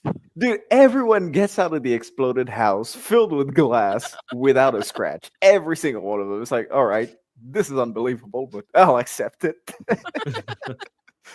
Yeah, there she is. Yeah, speaking of Rah Digga, I man, forgot. there she is. Yeah, Saving the day, earning that paycheck. yeah, and of course, at this point, the ghosts come out of their, I guess, the trance. We can call it. We can call it that, and they all attack Cyrus. Not all. And, Look, there's only 7 of them, so only the violent ones. True. One, And two, three, it doesn't include the princess, which adds to my theory of she's not actually a violent ghost. She's just depressed and self-hating. She's not in there. So right now How is the we have, pilgrim supposed to reach down? Dude, it's true. It must be shitty in the afterlife, still being locked in like that. Oh man, yeah. No, they Yeah. recover. It's only because they're a prisoner, because his wife has no burns right at the end. So she recovers. Yeah, she recovers after, but Oh. she's probably been like this for 600 years at this point. Sadly, That'd be walking kind of around. nice if they all, looked good at the end and then just went to the afterlife all happy like. Well, I think that is what they do. They sort of kinda do. just- We kind No, of the like jackal the still has the cage on his head because he's at the end and he does like a werewolf howl and he's still got the cage on his head. He just Yeah, really he's likes probably the happy cage. with the He cage. Yeah, that's decided what I'm to thinking too. He's probably happy with the cage, man. And they pick up Cyrus, and Cyrus dies in probably one of those. I don't know, man. This CGI does not hold up. I'm telling you.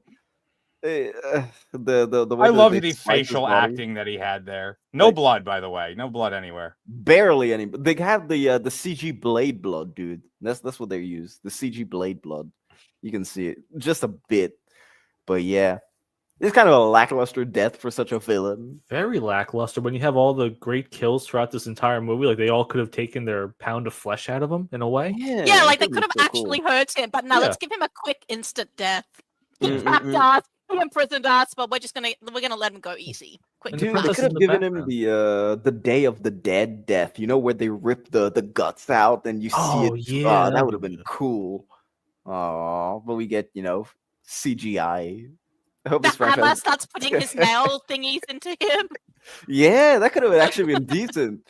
Yeah, everyone just does their own thing with it. The jackal scratches, the juggernaut rips off a limb, the hammer just puts. Yeah, good. You see, we're Right? What Steve. we could have gotten. Contact us for the sequel, man. Steve, contact us for the sequel. And hi, Vex. Hope you're doing good, man. Vex. Yeah, they could call it. Listen, Vex. Actually, you know what? They should actually put the sequel. Call it 69 Ghosts. Make the TV show have 69 ghosts the entire time. Boom. That would be the show. And yo, Eclectic Goat, we actually covered your video. Thank you so much. Thank you so much. And yeah. So lackluster death, and we actually do see his chopped up body parts. There you go on the sides, little by little. So his And they do have limbs are blood. there. Yeah, a bit of blood. A bit of So blood. he's the torso now. He's the torso, the he leg, comes back the as arm, the he's torso. everything. Oh man. And Matthew Lillard, for the first time we see him calm, Calm, actually. relaxed. Yeah. I like it. Yeah, all his tortured psychic stuff is gone. Mm-hmm. Yeah, it's nice to see him like this. Continuously cleaning his glasses. Yep. This reminds me of the new season of From. There's like people see dead people basically, and there's a bartender who's always cleaning his glass, and the dude even asks him, he's like, "Why the fuck are you cleaning your glass, man? You're dead. You don't need it." He's like, "Yeah, it's forced to have it." It's like, yep, that's It it. was the same line from that movie Passengers too. Yeah. Yeah. True. Yeah, why are you cleaning the glass? Yeah, exactly. Matthew Lillard, R.I.P. to what's his name, Dennis Rafkin. Matthew Lillard, see you in FNAF 2 probably, or something else soon. Oh yeah, you're right. Mm-hmm. And Tony Shalhoub takes the leap of faith, the CGI leap of faith. And there it is. You can Well, clearly it's not see so him much faith. cheated. Remember, he's a mathematician, and that circle spiral thing, that's a maths problem. True. Oh, yeah, man. that is true. It's Yeah, about see, I didn't what even Shaggy realize was that. implying to, because Shaggy's like, there's more ways than one. I figured that was Shaggy being like, hey, maths problem, this is your field. You can do this. Use what you know, yeah. See, I didn't even pick up on that. And I've seen this movie several times. You did a lot of research with this one. Yeah. It was her request, so yeah, very impressive. That wasn't research. That was just me watching it twice. Man, she beat us at our own game, man. We're supposed to be the professional reviewers. Come on, man. And of course, as I'm a professional in the loosest of senses. And as Tony Shalhoub comes in and saves the day, well, saves his kids, we finally have all the glass exploding, the mechanism exploding. So these guys should be dead, of course, 100%. But it's just beautiful to see the whole set blowing up. I wonder how many people they had on set that day that just said, yeah, I want to come in and see the whole glass exploding. That'd be pretty cool, actually. Very cathartic. The last day of film, and they just blow it all up and watch it. Oh, yeah. Ooh, no, if they actually had a number 2, maybe they all die, but they don't realize they're dead, and they're still all trapped in the house, and they are going to become the next 13 ghosts. Ooh. Because all the ghosts leave the house and they disappear, and you don't see any like part 2 after the house. Maybe they did die and they're just not aware of it. This weird CGI right here. Yeah, it's really weird keying because the house is CG. Yeah. I don't know. I feel the floors look CG too, probably. I think everything actually. I think this is a 100% CG shot actually. Yeah, it's probably just compositing, putting a green screen and then adding the layers. Oh, fun fact. This scene was a reshoot. And guess what day it was shot on? Last day? 9/11. Oh. No. Yes. Oh. Yeah, so this was a reshoot, and all these dudes probably had to sit through hours of makeup to shoot on 9/11, dude. So, yeah, man, that's probably a tough day to never forget.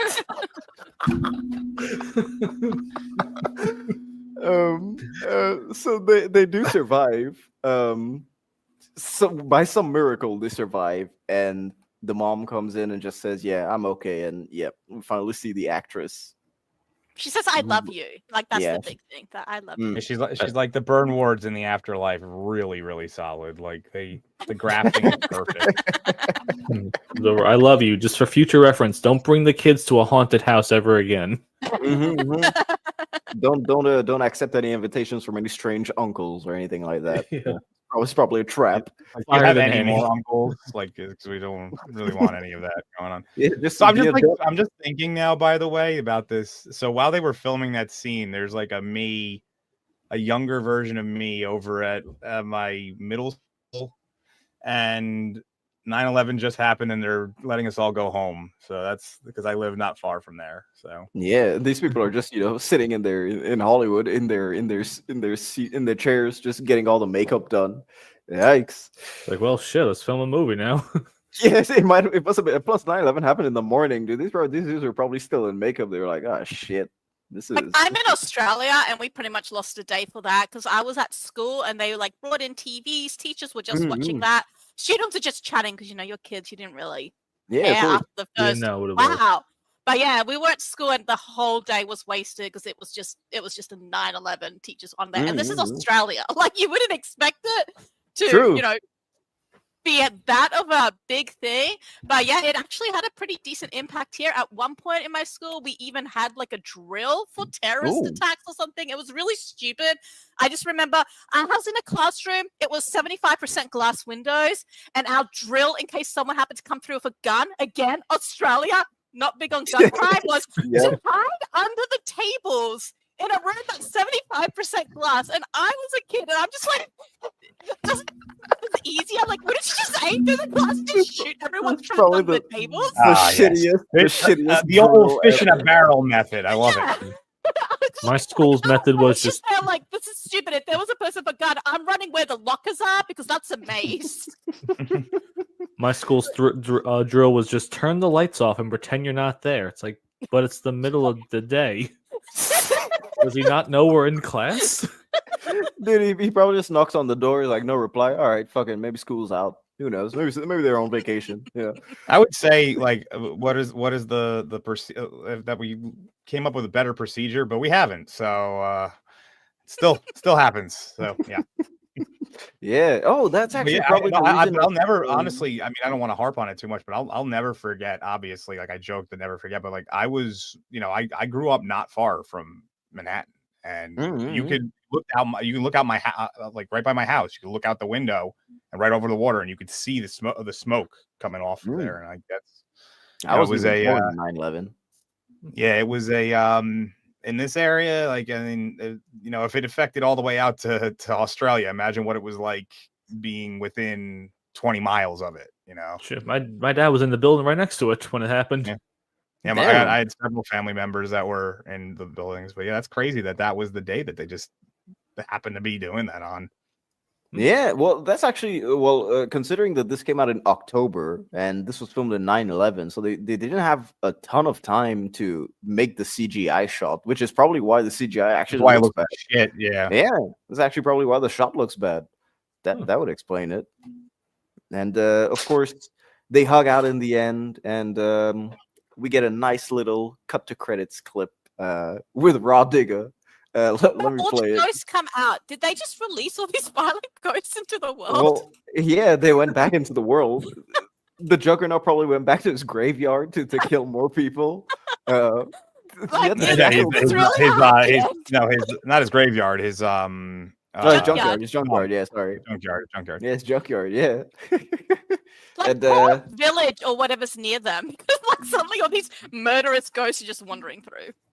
Yes, it's just like, I think it is implied that they have areas that they kind of stay in. So forever.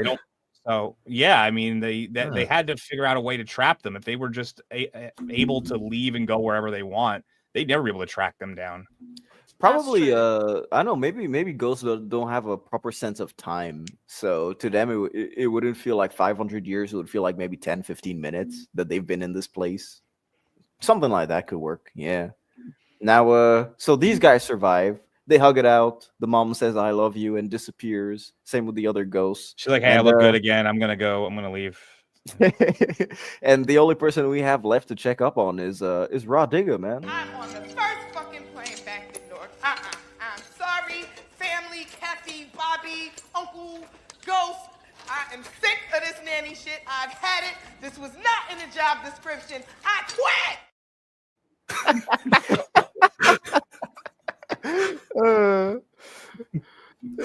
Like they didn't know how to end this movie. Like, let's just do this.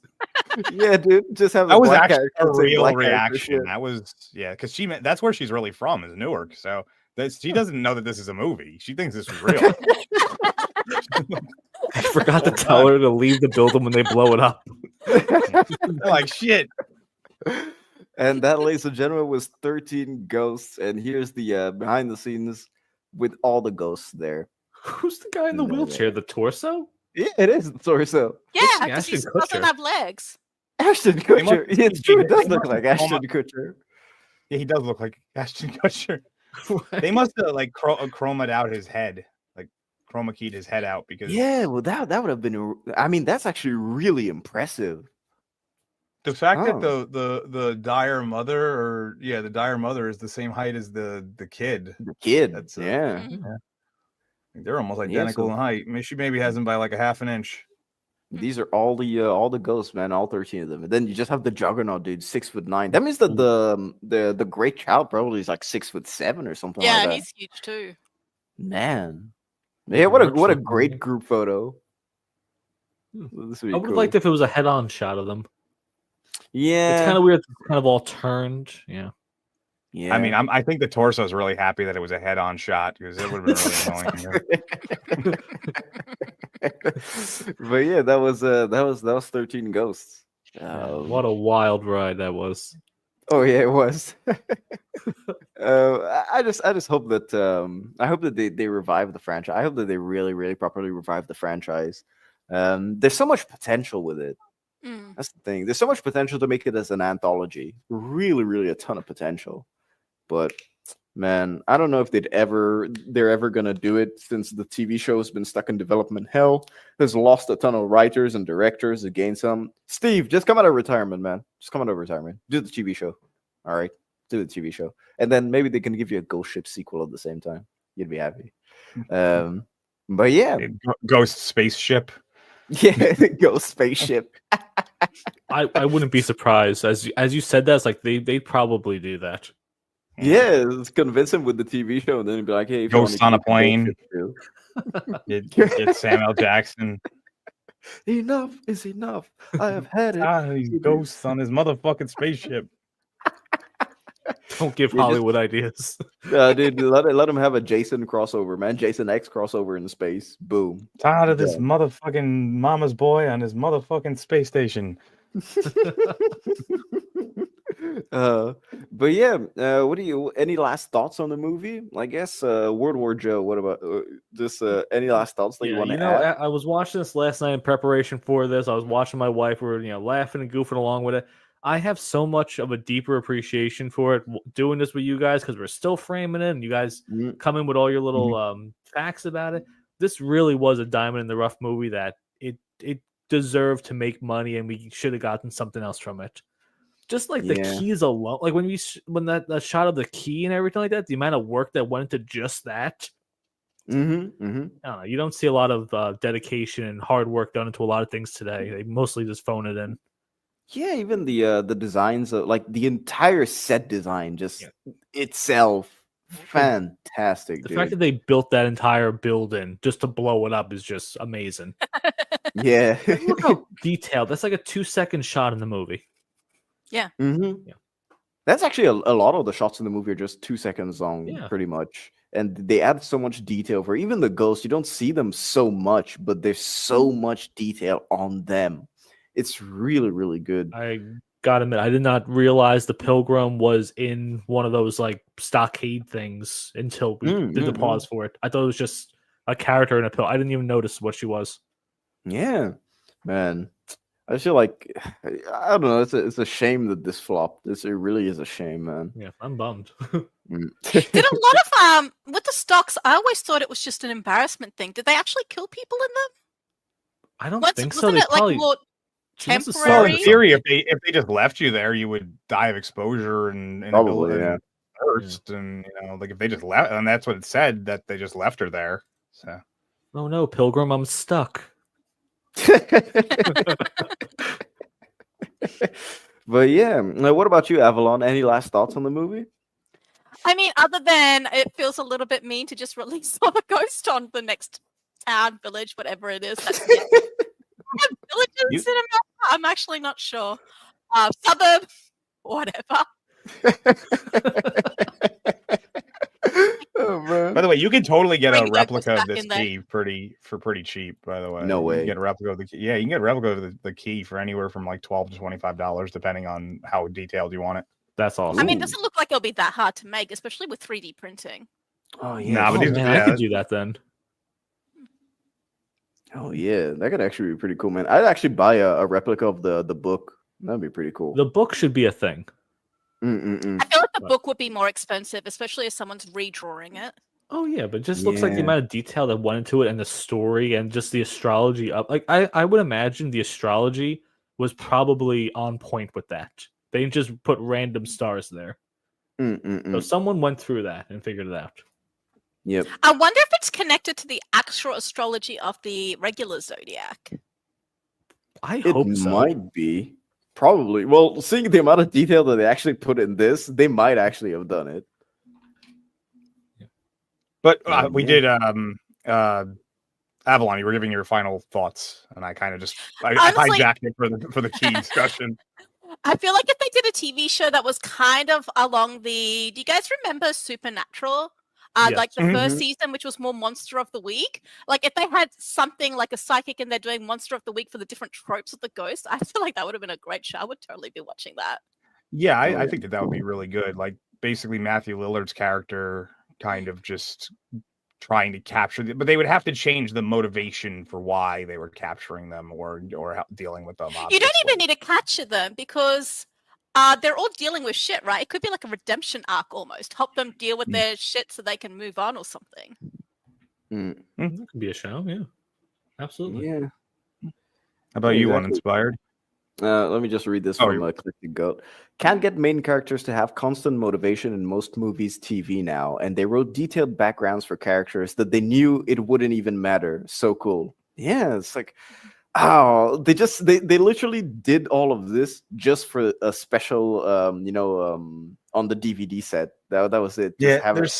That was way more common back then when they took it seriously. When writers took things seriously and would actually write, details about characters that you've never even heard of. It's part of a learning how to write a character is that you should write a background, even if it's not part of the story, because then it allows you to decide their motivations as you go along. Okay, well, this is the situation that has arisen. How would they deal with it based on their existing life? So you have something to go back to. You're not making it, because one of the reasons why so many characters nowadays feel so similar is because most people write them as they go along and they just make the same decisions because it's the decisions that they would make for the most part. Yeah, like them, the writer. That's what I mean. Yeah, of course. Yeah, you have a lot of stuff like that where you've got these just little characters, but I don't know, they just create a nice little story around them and their life, just to see the way that the character would react in context. And I just think that is sort of a lost form of writing nowadays, sadly, because people just don't think that far ahead, which is the reason why we have very contrived characters and characters that have really weird motivations. They have motivations established and they just do one thing out of left field. So yeah. Yeah, because it's the decision that they think that they would make. So they doesn't make any not sense that the character would make. Yeah, exactly. Yeah. Oh man, I learned that when I used to write stories, like when I was younger. I took when I was in college, I took short, a creative writing short story, and I learned really quickly that if I didn't hash out a character, they all ended up making the same decisions I would make. Yeah, that's it. But yeah, Dark Hour. Well, what about you, man? What are your final thoughts on the movie? So yeah, I mean, you've all said this, so obviously it's there was a lot of potential here for them to do more stuff with this. I think I do think that there was probably a longer cut of this that just never got released because of how 100%, dude.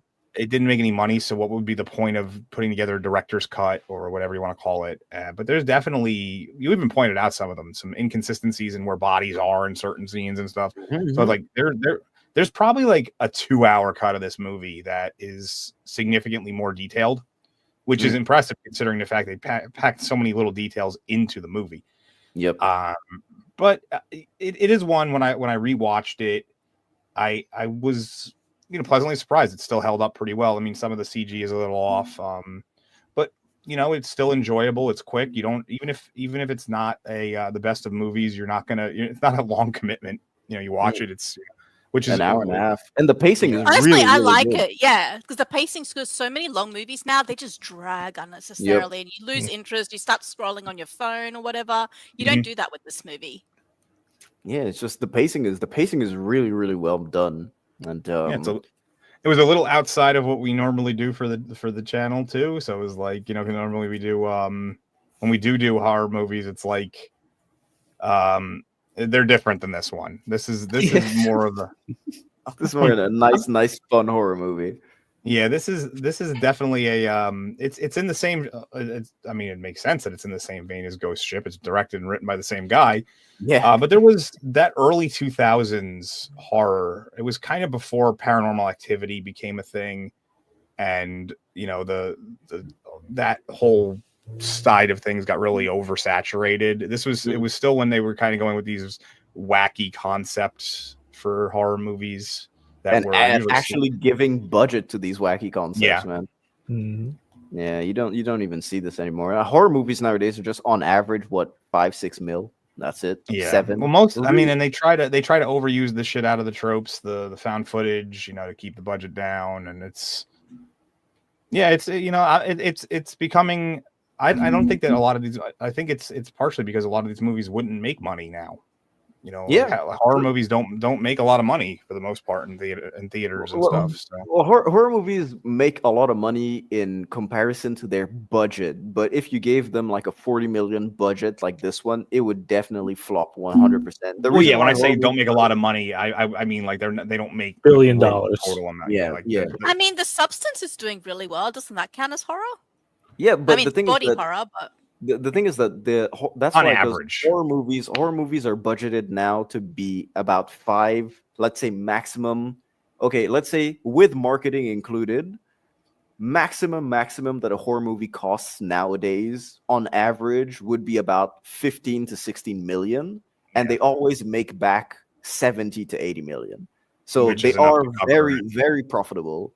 However, if you give a horror movie a budget of 40 or 50 million, it's definitely not making its money back unless it was something like the Conjuring franchise. You know, they kept making their it has to money be back something on that has big a hype budget. train behind it, or Yeah. some big actor attached to it, one or the other. And most actors are not going to venture that way anymore. Yeah, exactly. And But so maybe they it will is start now incredibly because profitable. There's a possibility that they might start venturing back down that road because the cash cows of the superhero franchises, it's not the thing you want to be in anymore. A lot of these newer ones are flopping, so maybe you will start seeing some of these bigger name actors kind of go into other genres again. And maybe that I might think horror will translate be the to most budget. fun movie to film. Like as an actual actor, Oh, horror yeah. must be so much fun to film, and I'd love to be in a horror movie. Yeah, It's either that or comedy, because comedy is just like I can only imagine the amount of shit that happens on comedy sets. Look at the amount of bloopers that you see on Yeah. comedy movies, man. You can tell that they're all having fun on set for hours on end. It's I'd love, crazy. I'd love to see blooper reel with this movie. Oh, dude, yeah. The that Juggernaut actually- continuously smashing a Matthew Lillard doll against the wall.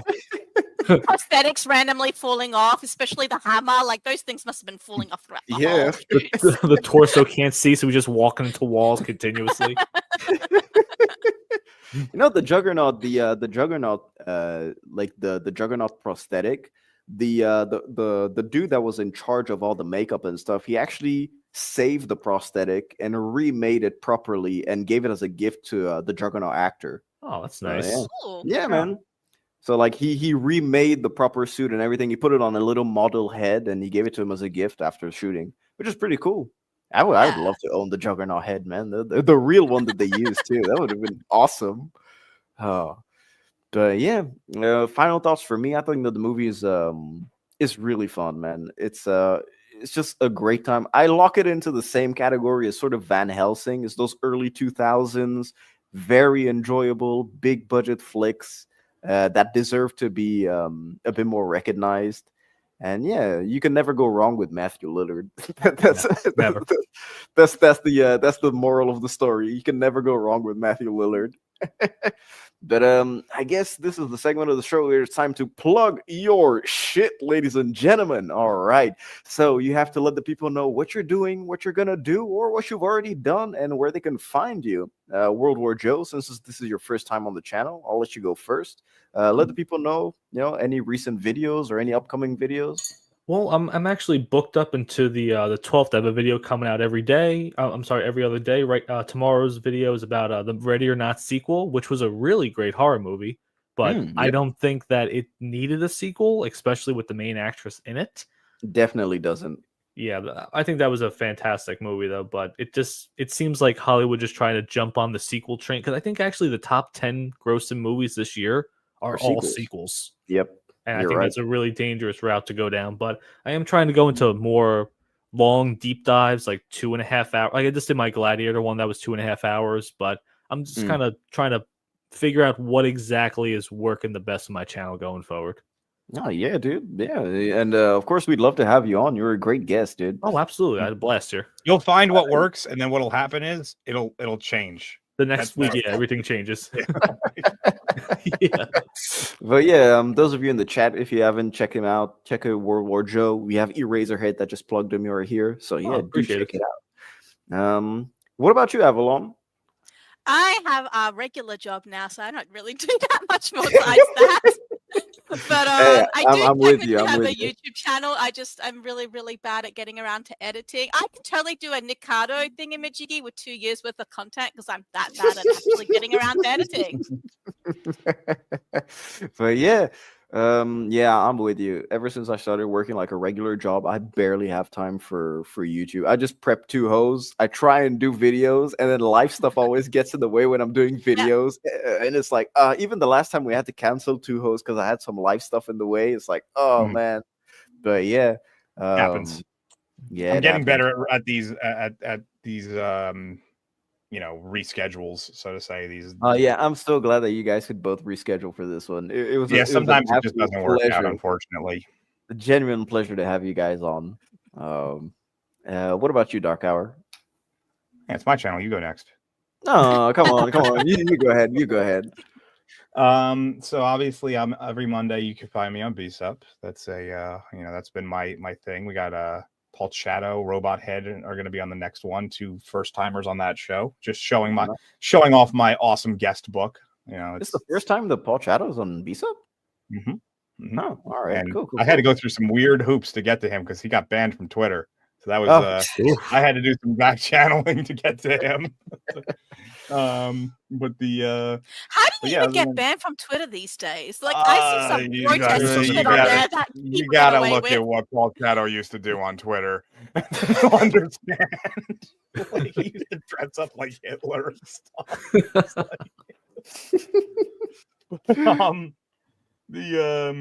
What was it? Also, I haven't done a video in a little while because I thought about doing one for Wicked. I was like, it was an okay movie. It was technically awesome, but I was like, I couldn't really pull much out of that one. I didn't see Gladiator, so I was like, But December's honestly, looking you like can probably get something on the interviews because those interviews are weird. There's something up with those 2. They aren't needed.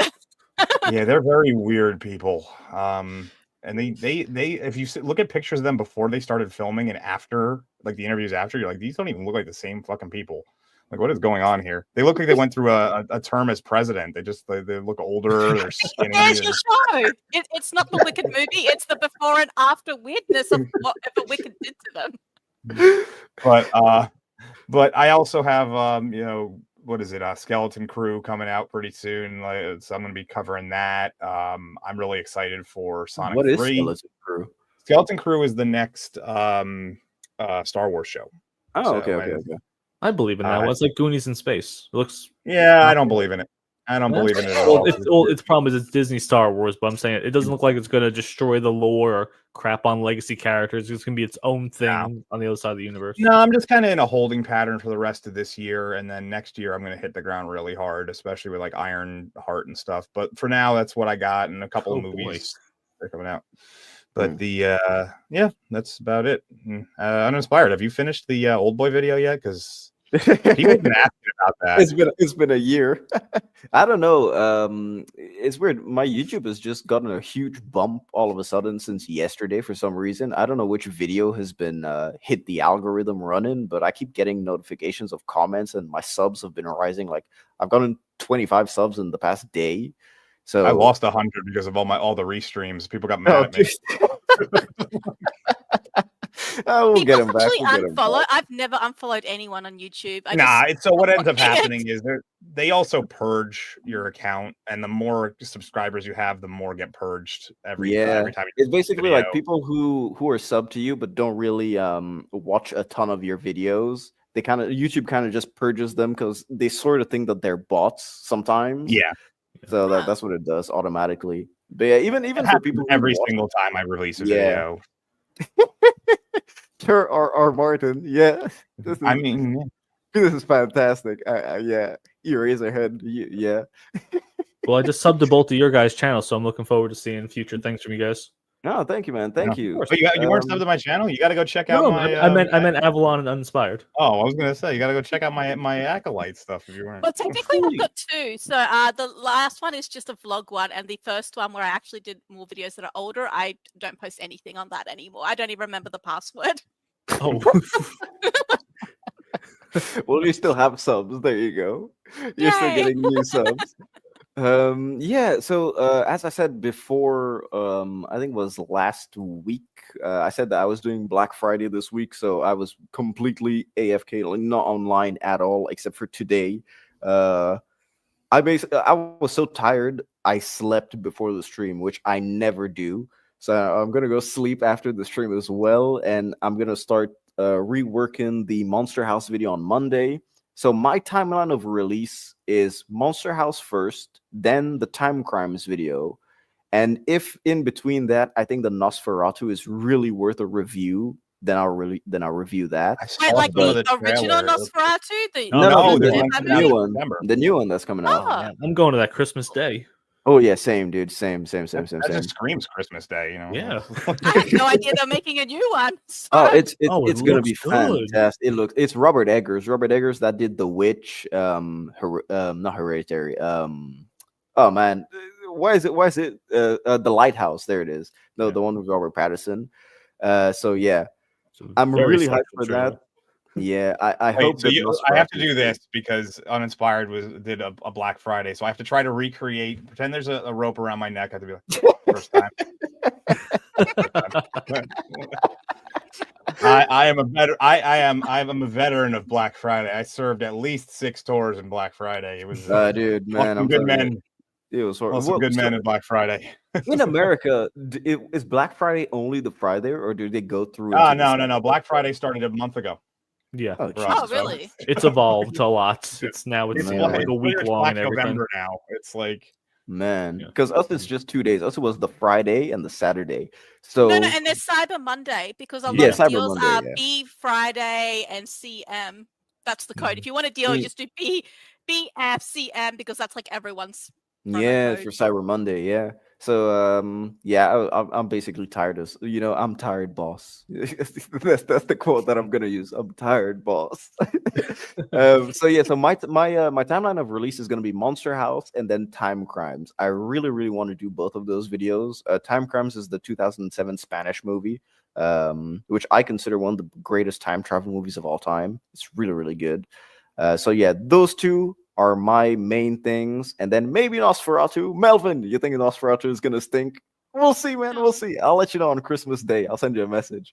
And yeah, apart from that, 2 hosts, of course. Next week we don't have 2 hosts. Yep. No, but we will be recording soon. I'm going to talk to you right after the stream. We're going to be recording a couple commentaries, so I can release one in replacement of the one of the canceled streams. We had to cancel Shawshank Redemption. It just had been moved multiple times. It's just, and then it was going to end up being moved again and possibly into next year. I was just, let's just cancel it.